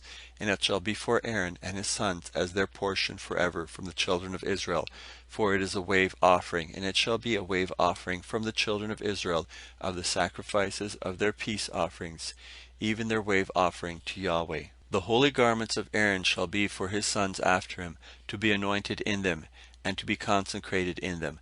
7 days shall the son who is priest in his place put them on, when he comes into the tent of meeting to minister in the holy place. You shall take the ram of consecration, and boil its flesh in a holy place. Aaron and his sons shall eat the flesh of the ram, and the bread that is in the basket, at the door of the tent of meeting. They shall eat these things with which atonement was made, to consecrate and sanctify them, but a stranger shall not eat of it, because they are holy. If anything of the flesh of the consecration, or of the bread, remains to the morning, then you shall burn the remainder with fire. It shall not be eaten, because it is holy. You shall do so to Aaron and to his sons, according to all that I have commanded you. You shall consecrate them 7 days. Every day you shall offer the bull of sin offering for atonement, and you shall cleanse the altar when you make atonement for it, and you shall anoint it to sanctify it. 7 days you shall make atonement for the altar, and sanctify it, and the altar shall be most holy. Whatever touches the altar shall be holy. Now this is what you shall offer on the altar: 2 lambs a year old, day by day, continually. 1 lamb you shall offer in the morning, and the other lamb you shall offer at evening. And with the 1 lamb, 1/10 part of an ephah of fine flour, mixed with the 1/4 part of a hin of beaten oil, and a 1/4 part of a hin of wine for a drink offering. The other lamb you shall offer at evening, and shall do it according to the meal offering of the morning, and according to its drink offering, for a pleasant aroma, an offering made by fire to Yahweh. It shall be a continual burnt offering throughout your generations at the door of the tent of meeting before Yahweh, where I will meet with you, to speak there to you. There I will meet with the children of Israel, and the place shall be sanctified by my glory. I will sanctify the tent of meeting and the altar. Aaron also and his sons I will sanctify to minister to me in the priest's office. I will dwell among the children of Israel, and will be their God. They shall know that I am Yahweh their God, who brought them forth out of the land of Egypt, that I might dwell among them. I am Yahweh their God. Chapter 30. You shall make an altar to burn incense on. You shall make it of acacia wood. Its length shall be a cubit, and its breadth a cubit. It shall be square, and its height shall be 2 cubits. Its horns shall be of 1 piece with it. You shall overlay it with pure gold, its top, its sides around it, and its horns. And you shall make a gold molding around it. You shall make 2 gold rings for it under its molding, on its 2 ribs, on its 2 sides you shall make them. They shall be for places for poles with which to bear it. You shall make the poles of acacia wood, and overlay them with gold. You shall put it before the veil that is by the ark of the testimony, before the mercy seat that is over the testimony, where I will meet with you. Aaron shall burn incense of sweet spices on it every morning. When he tends the lambs, he shall burn it. When Aaron lights the lamps at evening, he shall burn it, a perpetual incense before Yahweh throughout your generations. You shall offer no strange incense on it, nor burnt offering, nor meal offering, and you shall pour no drink offering on it.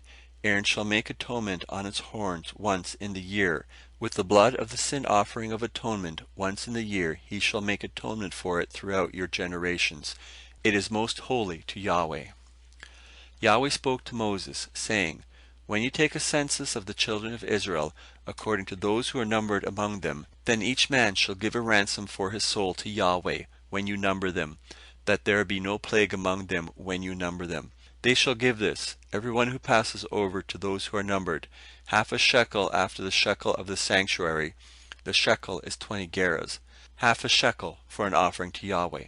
Everyone who passes over to those who are numbered, from 20 years old and upward, shall give the offering to Yahweh. The rich shall not give more, and the poor shall not give less than the half shekel, when they give the offering of Yahweh, to make atonement for your souls. You shall take the atonement money from the children of Israel, and shall appoint it for the children of the tent of meeting, that it may be a memorial for the children of Israel before Yahweh, to make atonement for your souls. Yahweh spoke to Moses, saying, You shall also make a basin of brass, and its base of brass, in which to wash. You shall put it between the tent of meeting and the altar, and you shall put water in it. Aaron and his sons shall wash their hands and their feet in it. When they go into the tent of meeting, they shall wash with water, that they may not die. Or when they come near to the altar to minister, to burn an offering made by fire to Yahweh. So they shall wash their hands and their feet, that they not die.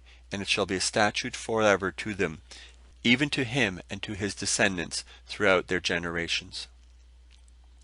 Moreover, Yahweh spoke to Moses, saying, Also take fine spices, of liquid myrrh 500 shekels, and of fragrant cinnamon half as much, even 250, and of fragrant cane 250, and of cassia 500, after the shekel of the sanctuary, and a hin of olive oil.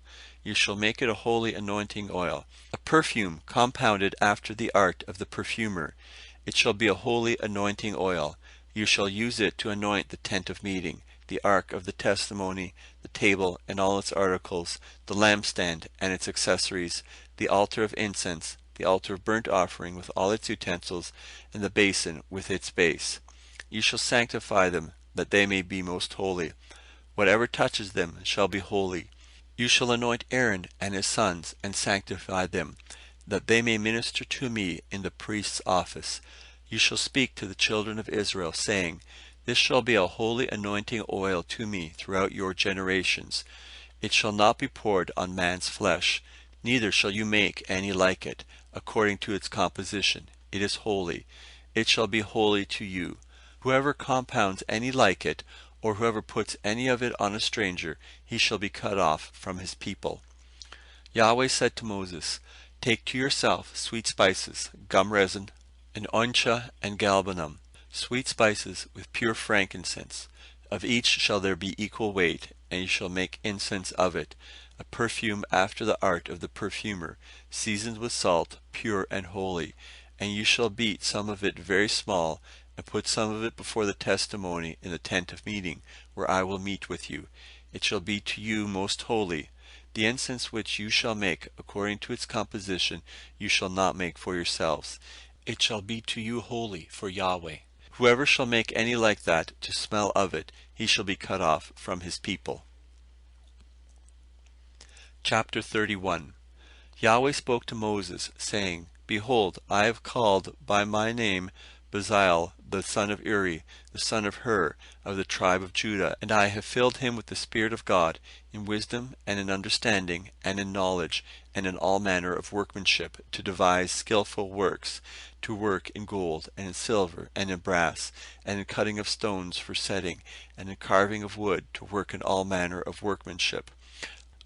Behold, I have appointed with him Oholiab, the son of Ahisamach, of the tribe of Dan, and in the heart of all who are wise-hearted I have put wisdom, that they may make all I have commanded you, the tent of meeting, the ark of the testimony, the mercy seat that is on it, all the furniture of the tent, the table and its vessels, the pure lampstand with all its vessels, the altar of incense, the altar of burnt offering with all its vessels, the basin and its base, the finely worked garments, the holy garments for Aaron the priest, the garments of his sons to minister in the priest's office, the anointing oil, and the incense of sweet spices for the holy place, according to all that I have commanded you, they shall do. Yahweh spoke to Moses, saying, Speak also to the children of Israel, saying, Most certainly you shall keep my Sabbaths, for it is a sign between me and you throughout your generations, that you may know that I am Yahweh who sanctifies you. You shall keep the Sabbath, therefore, for it is holy to you. Everyone who profanes it shall surely be put to death. For everyone who does any work therein, that soul shall be cut off from among his people. 6 days shall work be done, but on the 7th day is a Sabbath of solemn rest, holy to Yahweh. Whoever does any work on the Sabbath day shall surely be put to death. Therefore the children of Israel shall keep the Sabbath, to observe the Sabbath throughout their generations, for a perpetual covenant. It is a sign between me and the children of Israel forever. For in 6 days Yahweh made heaven and earth, and on the 7th day he rested, and was refreshed. He gave to Moses, when he finished speaking with him on Mount Sinai, the 2 tablets of the testimony, stone tablets, written with God's finger. End of chapters 25 to 31. Chapter 32. When the people saw that Moses delayed to come down from the mountain, the people gathered themselves together to Aaron, and said to him, Come, make us gods which shall go before us. For as for this Moses, the man who brought us up out of the land of Egypt, we don't know what has become of him. Aaron said to them, Take off the golden rings which are in the ears of your wives, of your sons, and of your daughters, and bring them to me. All the people took off the golden rings which were in their ears, and brought them to Aaron. He received what they handed him, and fashioned it with an engraving tool, and made it a molten calf. And they said, These are your gods, Israel, which brought you up out of the land of Egypt. When Aaron saw this, he built an altar before it, and Aaron made a proclamation and said, Tomorrow shall be a feast to Yahweh. They rose up early the next day, and offered burnt offerings, and brought peace offerings, and the people sat down to eat and to drink, and rose up to play. Yahweh spoke to Moses, Go, get down, for your people, who you have brought up out of the land of Egypt, have corrupted themselves. They have turned aside quickly out of the way which I have commanded them. They have made themselves a molten calf, and have worshipped it, and have sacrificed to it, and said, These are your gods, Israel, which brought you up out of the land of Egypt. Yahweh said to Moses, I have seen these people, and behold, they are a stiff-necked people. Therefore leave me alone, that my wrath may burn hot against them, that I may consume them, and I will make of you a great nation. Moses begged Yahweh his God, and said, Yahweh, why does your wrath burn hot against your people, that you have brought forth out of the land of Egypt with great power and with a mighty hand? Why should the Egyptians speak, saying, He brought them forth for evil, to kill them in the mountain, and to consume them from the surface of the earth? Turn from your fierce wrath, and repent of this evil against your people. Remember Abraham, Isaac, and Israel, your servants, to whom you swore by your own self, and said to them, I will multiply your seed as the stars of the sky, and all this land that I have spoken of I will give to your seed, that they shall inherit it forever. Yahweh repented of the evil which he had said he would do to his people. Moses turned and went down from the mountain with the 2 tablets of the testimony in his hand, tablets that were written on both their sides. On the one side and on the other they were written. The tablets were the work of God, and the writing was the writing of God, engraved on the tables. When Joshua heard the noise of the people as they shouted, he said to Moses, There's the noise of war in the camp. He said, It isn't the voice of those who shout for victory, neither is it the voice of those who cry for being overcome, but the noise of those who sing that I hear.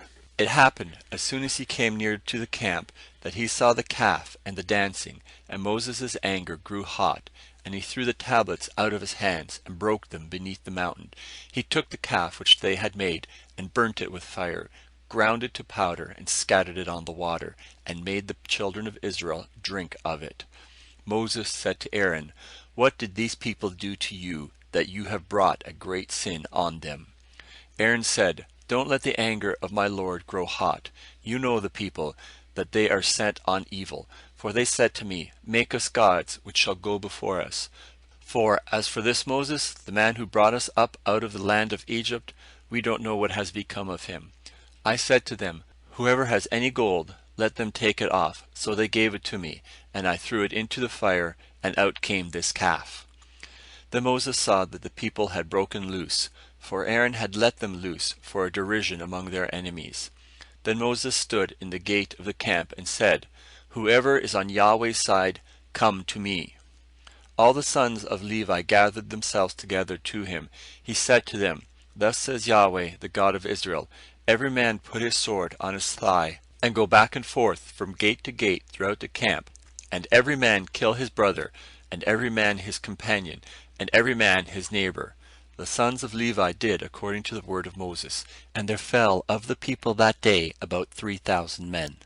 Moses said, Consecrate yourselves today to Yahweh, yes, every man against his son and against his brother, that he may bestow on you a blessing this day. It happened on the next day that Moses said to the people, You have sinned a great sin. Now I will go up to Yahweh. Perhaps I shall make atonement for your sin. Moses returned to Yahweh and said, Oh, this people have sinned a great sin, and have made themselves gods of gold. Yet now, if you will, forgive their sin, and if not, please blot me out of your book which you have written.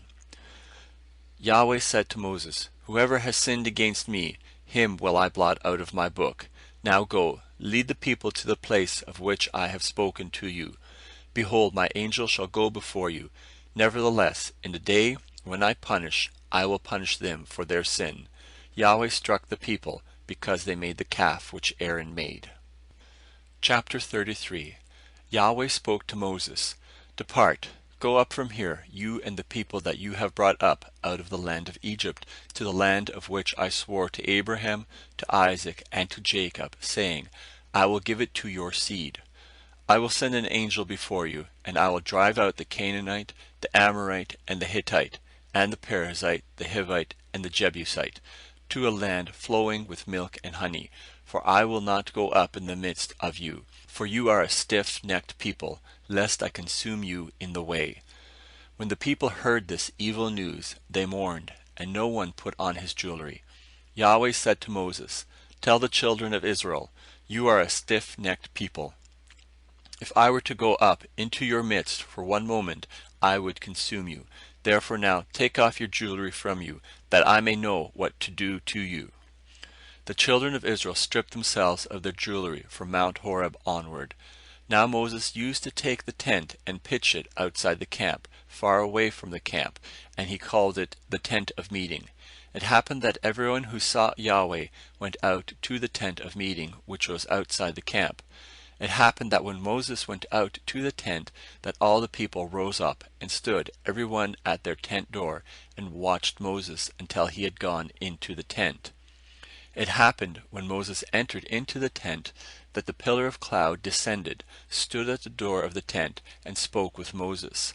All the people saw the pillar of cloud stand at the door of the tent, and all the people rose up and worshipped, every one at their tent door.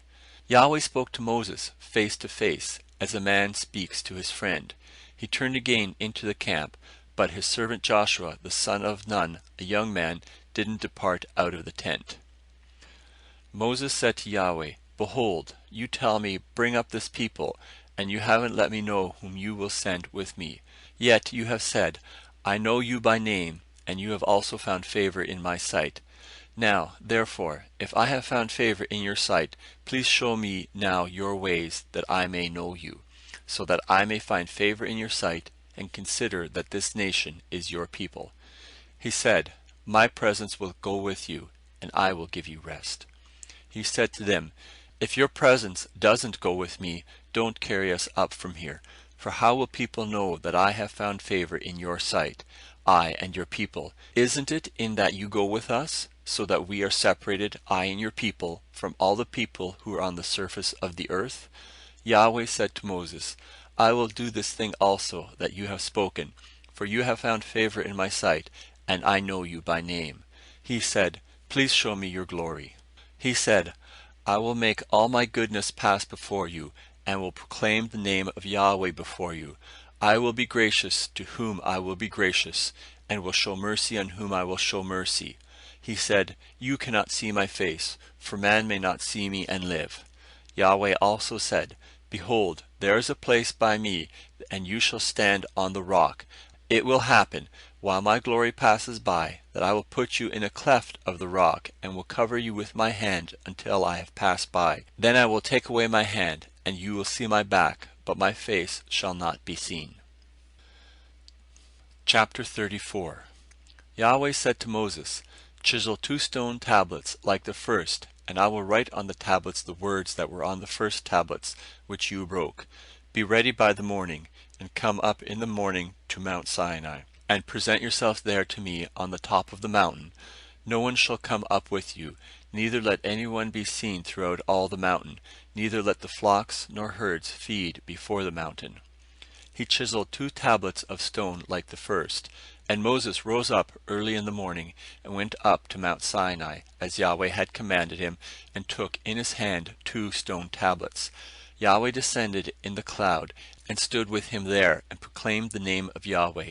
Yahweh passed by before him, and proclaimed, Yahweh, Yahweh, a merciful and gracious God, slow to anger, and abundant in loving kindness and truth, keeping loving kindness for thousands, forgiving iniquity and disobedience and sin, and that will by no means clear the guilty, visiting the iniquity of the fathers on the children, and on the children's children, on the 3rd and on the 4th generation. Moses hurried and bowed his head toward the earth and worshipped. He said, If now I have found favor in your sight, Lord, please let the Lord go in the midst of us. Although this is a stiff-necked people, pardon our iniquity and our sin, and take us for your inheritance. He said, Behold, I make a covenant. Before all your people I will do marvels, such as have not been worked in all the earth, nor in any nation, and all the people among which you are shall see the work of Yahweh, for it is an awesome thing that I do with you. Observe that which I command you this day. Behold, I drive out before you the Amorite, the Canaanite, the Hittite, the Perizzite, the Hivite, and the Jebusite. Be careful lest you make a covenant with the inhabitants of the land where you are going, lest it be for a snare in the midst of you. But you shall break down their altars, and dash in pieces their pillars, and you shall cut down their Asherim, for you shall worship no other God. For Yahweh, whose name is jealous, is a jealous God. Don't make a covenant with the inhabitants of the land, lest they play the prostitute after their gods, and sacrifice to their gods. And one call you, and you eat his sacrifice, and you take of their daughters to your sons, and their daughters play the prostitute after their gods, and make your sons play the prostitute after their gods. You shall make no cast idols for yourselves. You shall keep the feast of unleavened bread. 7 days you shall eat unleavened bread, as I commanded you at the time appointed in the month of Abib. For in the month of Abib you came out of Egypt. All that opens the womb is mine, and all your livestock that is male, the firstborn of cow and sheep, the firstborn of donkey, you shall redeem it with a lamb. And if you will not redeem it, then you shall break its neck. All the firstborn of your sons you shall redeem. No one shall appear before me empty. 6 days you shall work, but on the 7th day you shall rest. In plowing time and in harvest you shall rest. You shall observe the feast of weeks with the first fruits of wheat harvest, and the feast of harvest at the year's end.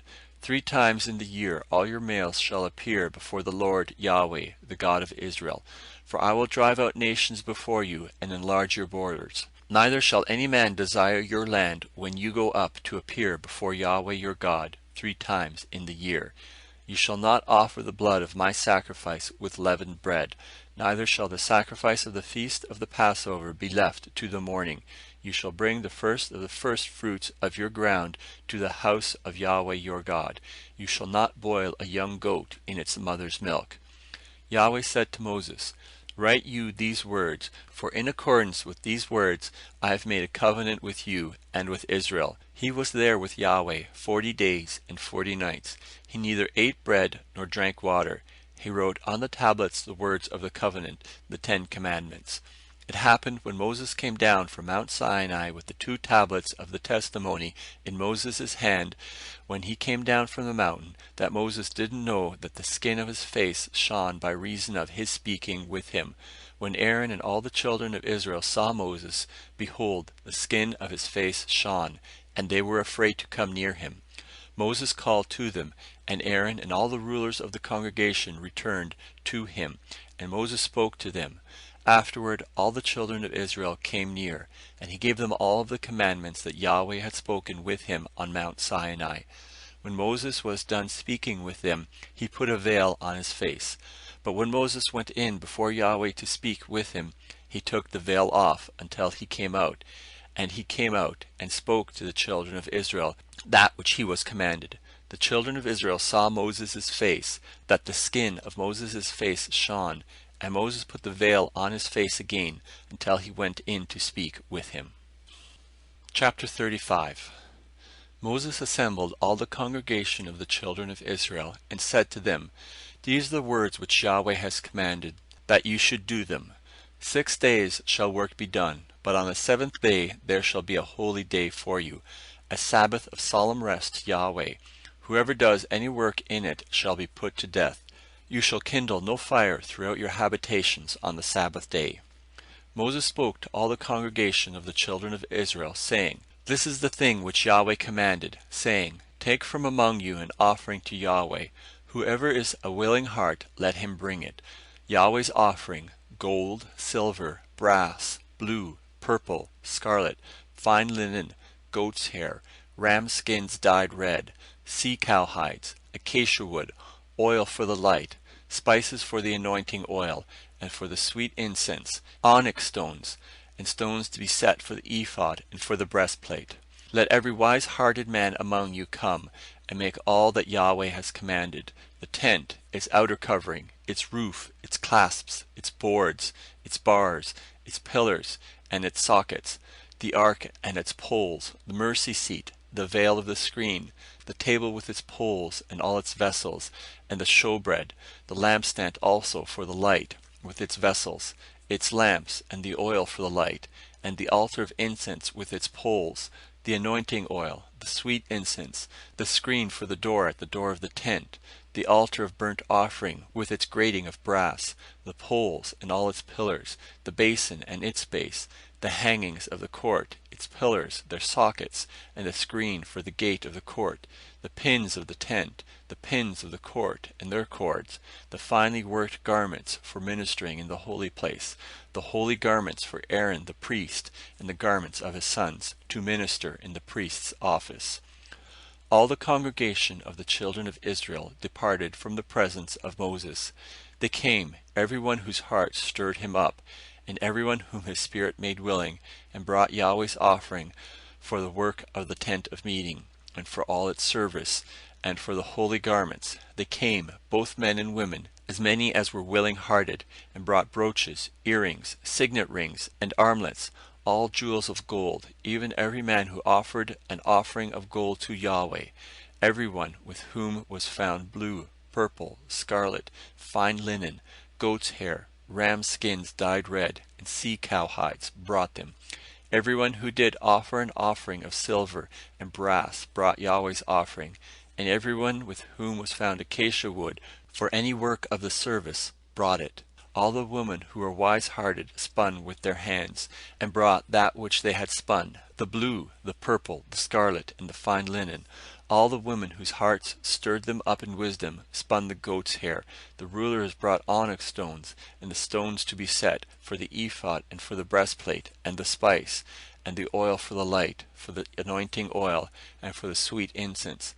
The children of Israel brought a freewill offering to Yahweh, every man and woman whose heart made them willing to bring for all the work which Yahweh had commanded to be made by Moses.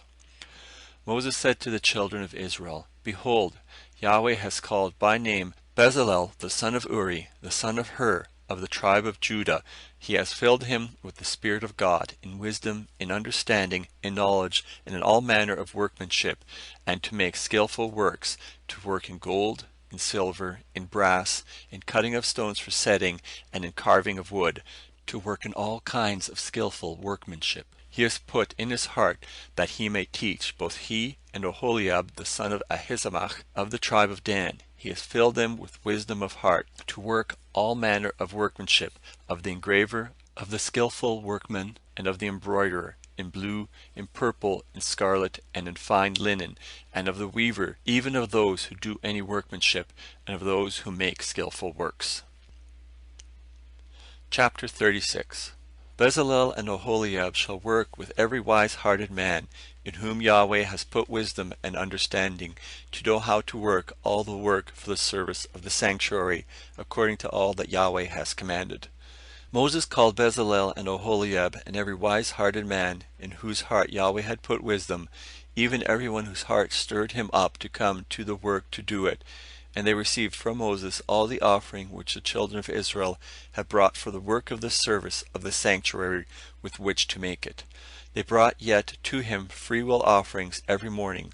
All the wise men who performed the work of the sanctuary, each came from his work which they did. They spoke to Moses, saying, The people bring much more than enough for the service of the work which Yahweh commanded to make.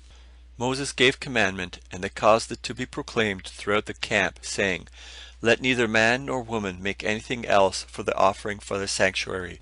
So the people were restrained from bringing, for the stuff they had was sufficient for all the work to make it, and too much. All the wise-hearted men among those who did the work made the tent with 10 curtains of fine twined linen, blue, purple, and scarlet. With cherubim, the work of the skillful workmen, they made them.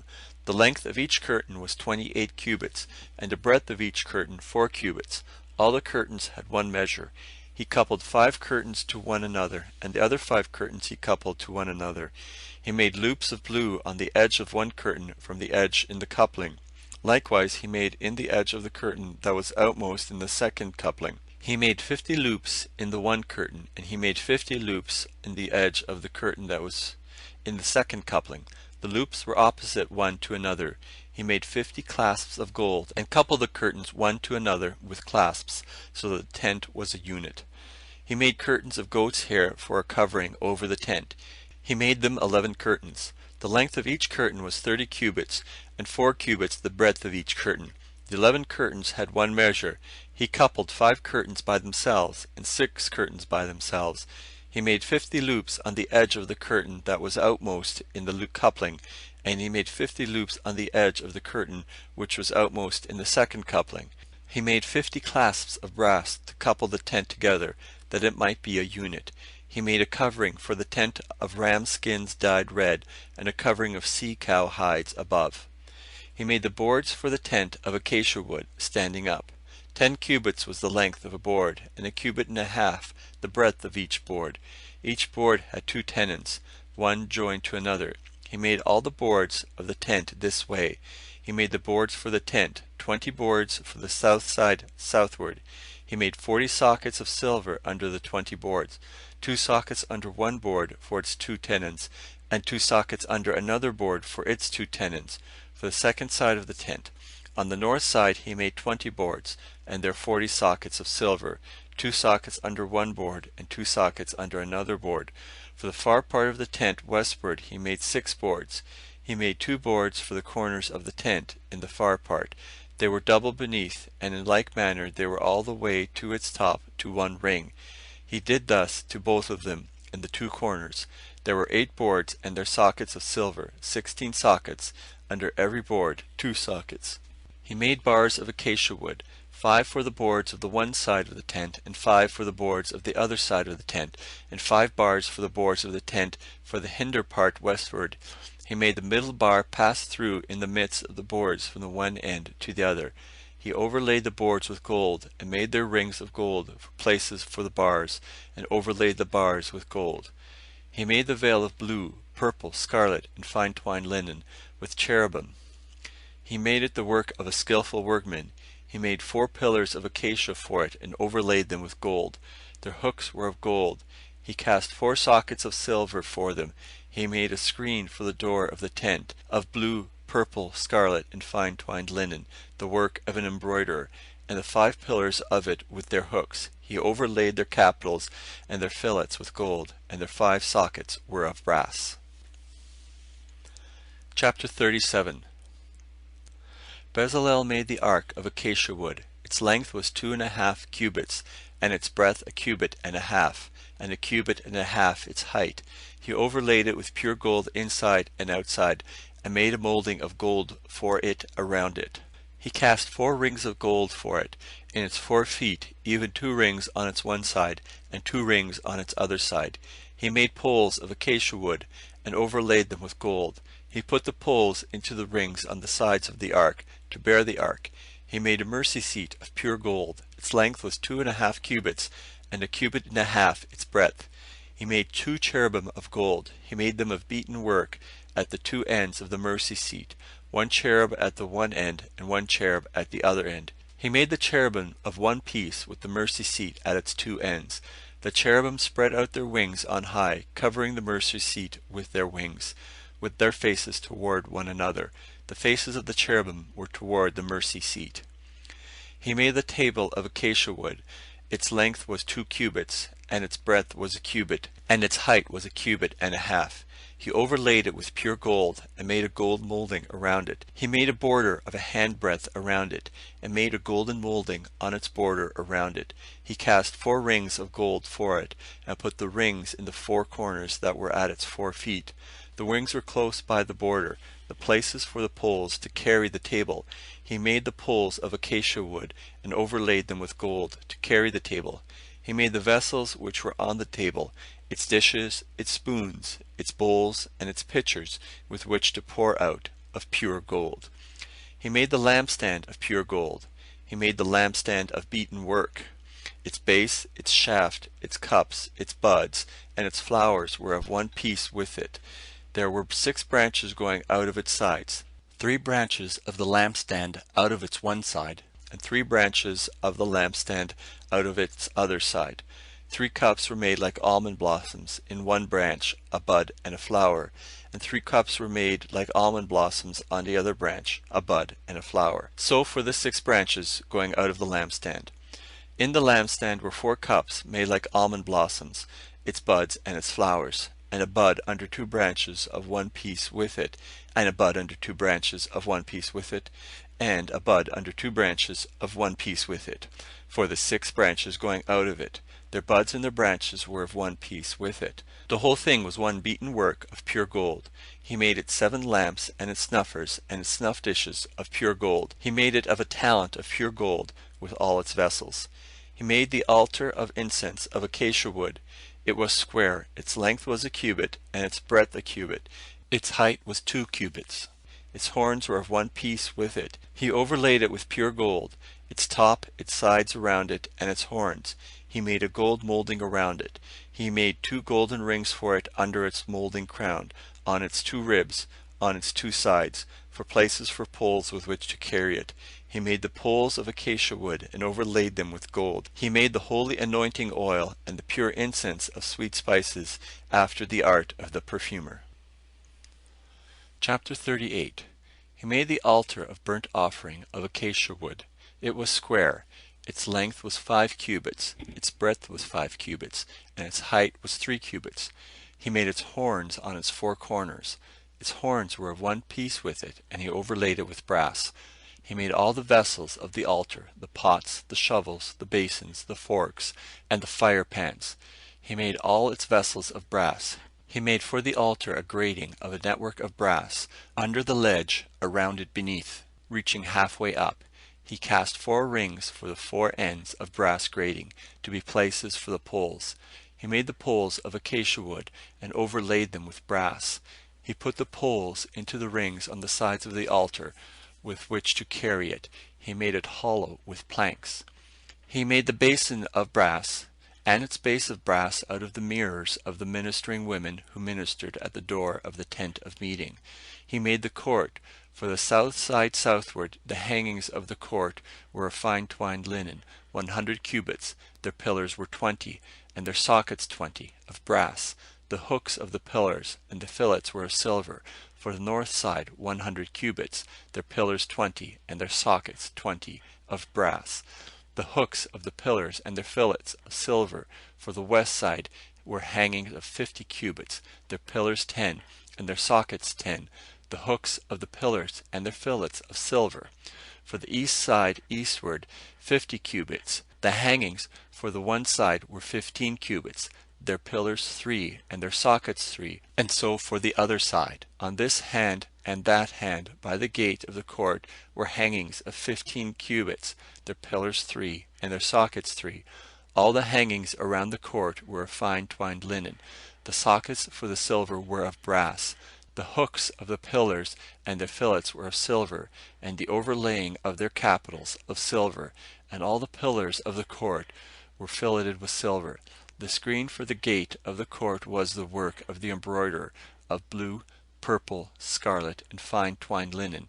20 cubits was the length, and the height in the breadth was 5 cubits, like to the hangings of the court. The pillars were 4, and their sockets 4, of brass, the hooks of silver, and all the overlaying of their capitals and their fillets of silver.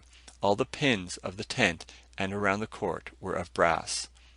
This is the amount of material used for the tent, even the tent of the testimony, as they were counted according to the commandment of Moses, for the service of the Levites, by the hand of Ithamar the son of Aaron the priest.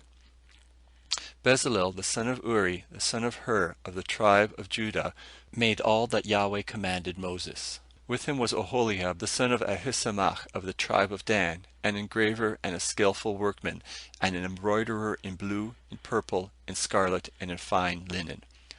All the gold that was used for the work, and all the work of the sanctuary, even the gold of the offering, was 29 talents, and 730 shekels, after the shekel of the sanctuary. The silver of those who were numbered of the congregation was 100 talents, and 1,775 shekels, after the shekel of the sanctuary. A bekah a head, that is, half a shekel, after the shekel of the sanctuary, for everyone who passed over to those who were numbered, from 20 years old and upward, for 603,550 men. The 100 talents of silver were for casting the sockets of the sanctuary and the sockets of the veil. 100 sockets for the 100 talents, a talent for a socket. Of the 1,775 shekels he made hooks for the pillars, overlaid their capitals, and made fillets for them. The brass of the offering was 70 talents, and 2,400 shekels. With this he made the sockets to the door of the tent of meeting, the bronze altar, the bronze grating for it, all the vessels of the altar, the sockets around the court, and the sockets of the gate of the court, all the pins of the tent, and all the pins around the court. Chapter 39. Of the blue, purple, and scarlet they made finely worked garments for ministering in the holy place, and made the holy garments for Aaron, as Yahweh commanded Moses. He made the ephod of gold, blue, purple, scarlet, and fine twined linen. They beat the gold into thin plates, and cut it into wires, to work it in the blue, in the purple, in the scarlet, and in the fine linen, the work of the skillful workmen. They made shoulder straps for it, joined together. At the two ends it was joined together. The skillfully woven band that was on it, with which to fasten it on, was of the same piece, like its work, of gold, of blue, purple, scarlet, and fine twined linen, as Yahweh commanded Moses. They worked the onyx stones, enclosed in settings of gold, engraved with the engravings of a signet, according to the names of the children of Israel. He put them on the shoulder straps of the ephod, to be stones of memorial for the children of Israel, as Yahweh commanded Moses. He made the breastplate, the work of a skillful workman, like the work of the ephod, of gold, of blue, purple, scarlet, and fine twined linen. It was square. They made the breastplate double. Its length was a span, and its breadth a span, being double. They set in it 4 rows of stone. A row of ruby, topaz, and beryl was the first row, and the second row a turquoise, a sapphire, and an emerald, and the third row a jacinth, an agate, and an amethyst, and the fourth row a chrysolite, an onyx, and a jasper. They were enclosed in gold settings. The stones were according to the names of the children of Israel, 12, according to their names, like the engravings of a signet, every one according to his name, for the 12 tribes. They made on the breastplate chains like cords, of braided work of pure gold. They made 2 settings of gold, and 2 gold rings, and put the 2 rings on the 2 ends of the breastplate. They put the 2 braided chains of gold in the 2 rings at the ends of the breastplate.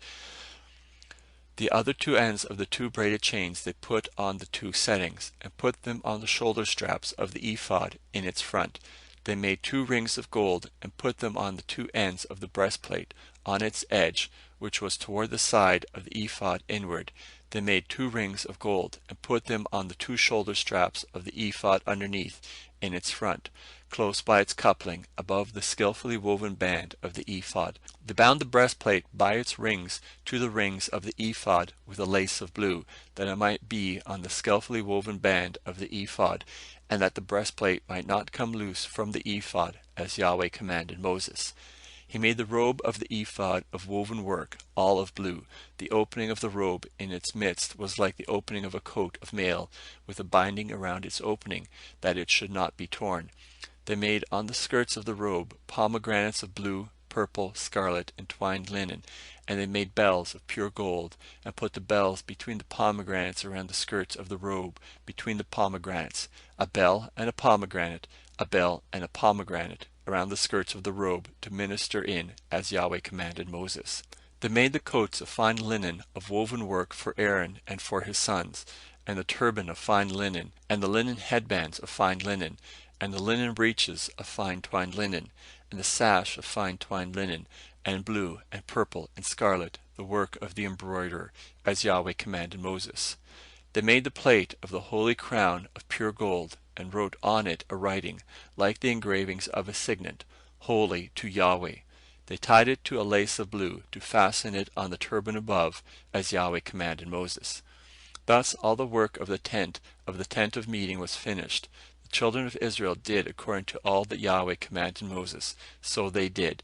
They brought the tent to Moses, the tent with all its furniture, its clasps, its boards, its bars, its pillars, its sockets, the covering of ram skins dyed red, the covering of sea-cow hides, the veil of the screen, the ark of the testimony with its poles, the mercy seat, the table, all its vessels, the showbread, the pure lampstand, its lamps, even the lamps to be set in order, all its vessels, the oil for the light, the golden altar, the anointing oil, the sweet incense, the screen for the door of the tent, the bronze altar, its grating of brass, its poles, all of its vessels, the basin and its base, the hangings of the court, its pillars, its sockets, the screen for the gate of the court, its cords, its pins, all the instruments of the service of the tent, for the tent of meeting, the finely worked garments for ministering in the holy place, the holy garments for Aaron the priest, and the garments of his sons, to minister in the priest's office. According to all that Yahweh commanded Moses, so the children of Israel did all the work. Moses saw all the work, and behold, they had done it as Yahweh had commanded, even so had they done it, and Moses blessed them. Chapter 40. Yahweh spoke to Moses, saying, On the first day of the first month you shall raise up the tent of meeting. You shall put the ark of the testimony in it, and you shall screen the ark with the veil. You shall bring in the table, and set in order the things that are on it. You shall bring in the lampstand, and light its lamps. You shall set the golden altar for incense before the ark of the testimony, and put the screen of the door to the tent. You shall set the altar of burnt offering before the door of the tent of meeting. You shall set the basin between the tent of meeting and the altar. You shall put water therein. You shall set up the court around it, and hang up the screen of the gate of the court. You shall take the anointing oil, and anoint the tent, and all that is in it, and shall make it holy, and all its furniture, and it will be holy. You shall anoint the altar of burnt offering with all its vessels, and sanctify the altar, and the altar will be most holy. You shall anoint the basin and its base, and sanctify it. You shall bring Aaron and its sons to the door of the tent of meeting, and shall wash them with water. You shall put on Aaron the holy garments, and you shall anoint him, and sanctify him, that he may minister to me in the priest's office.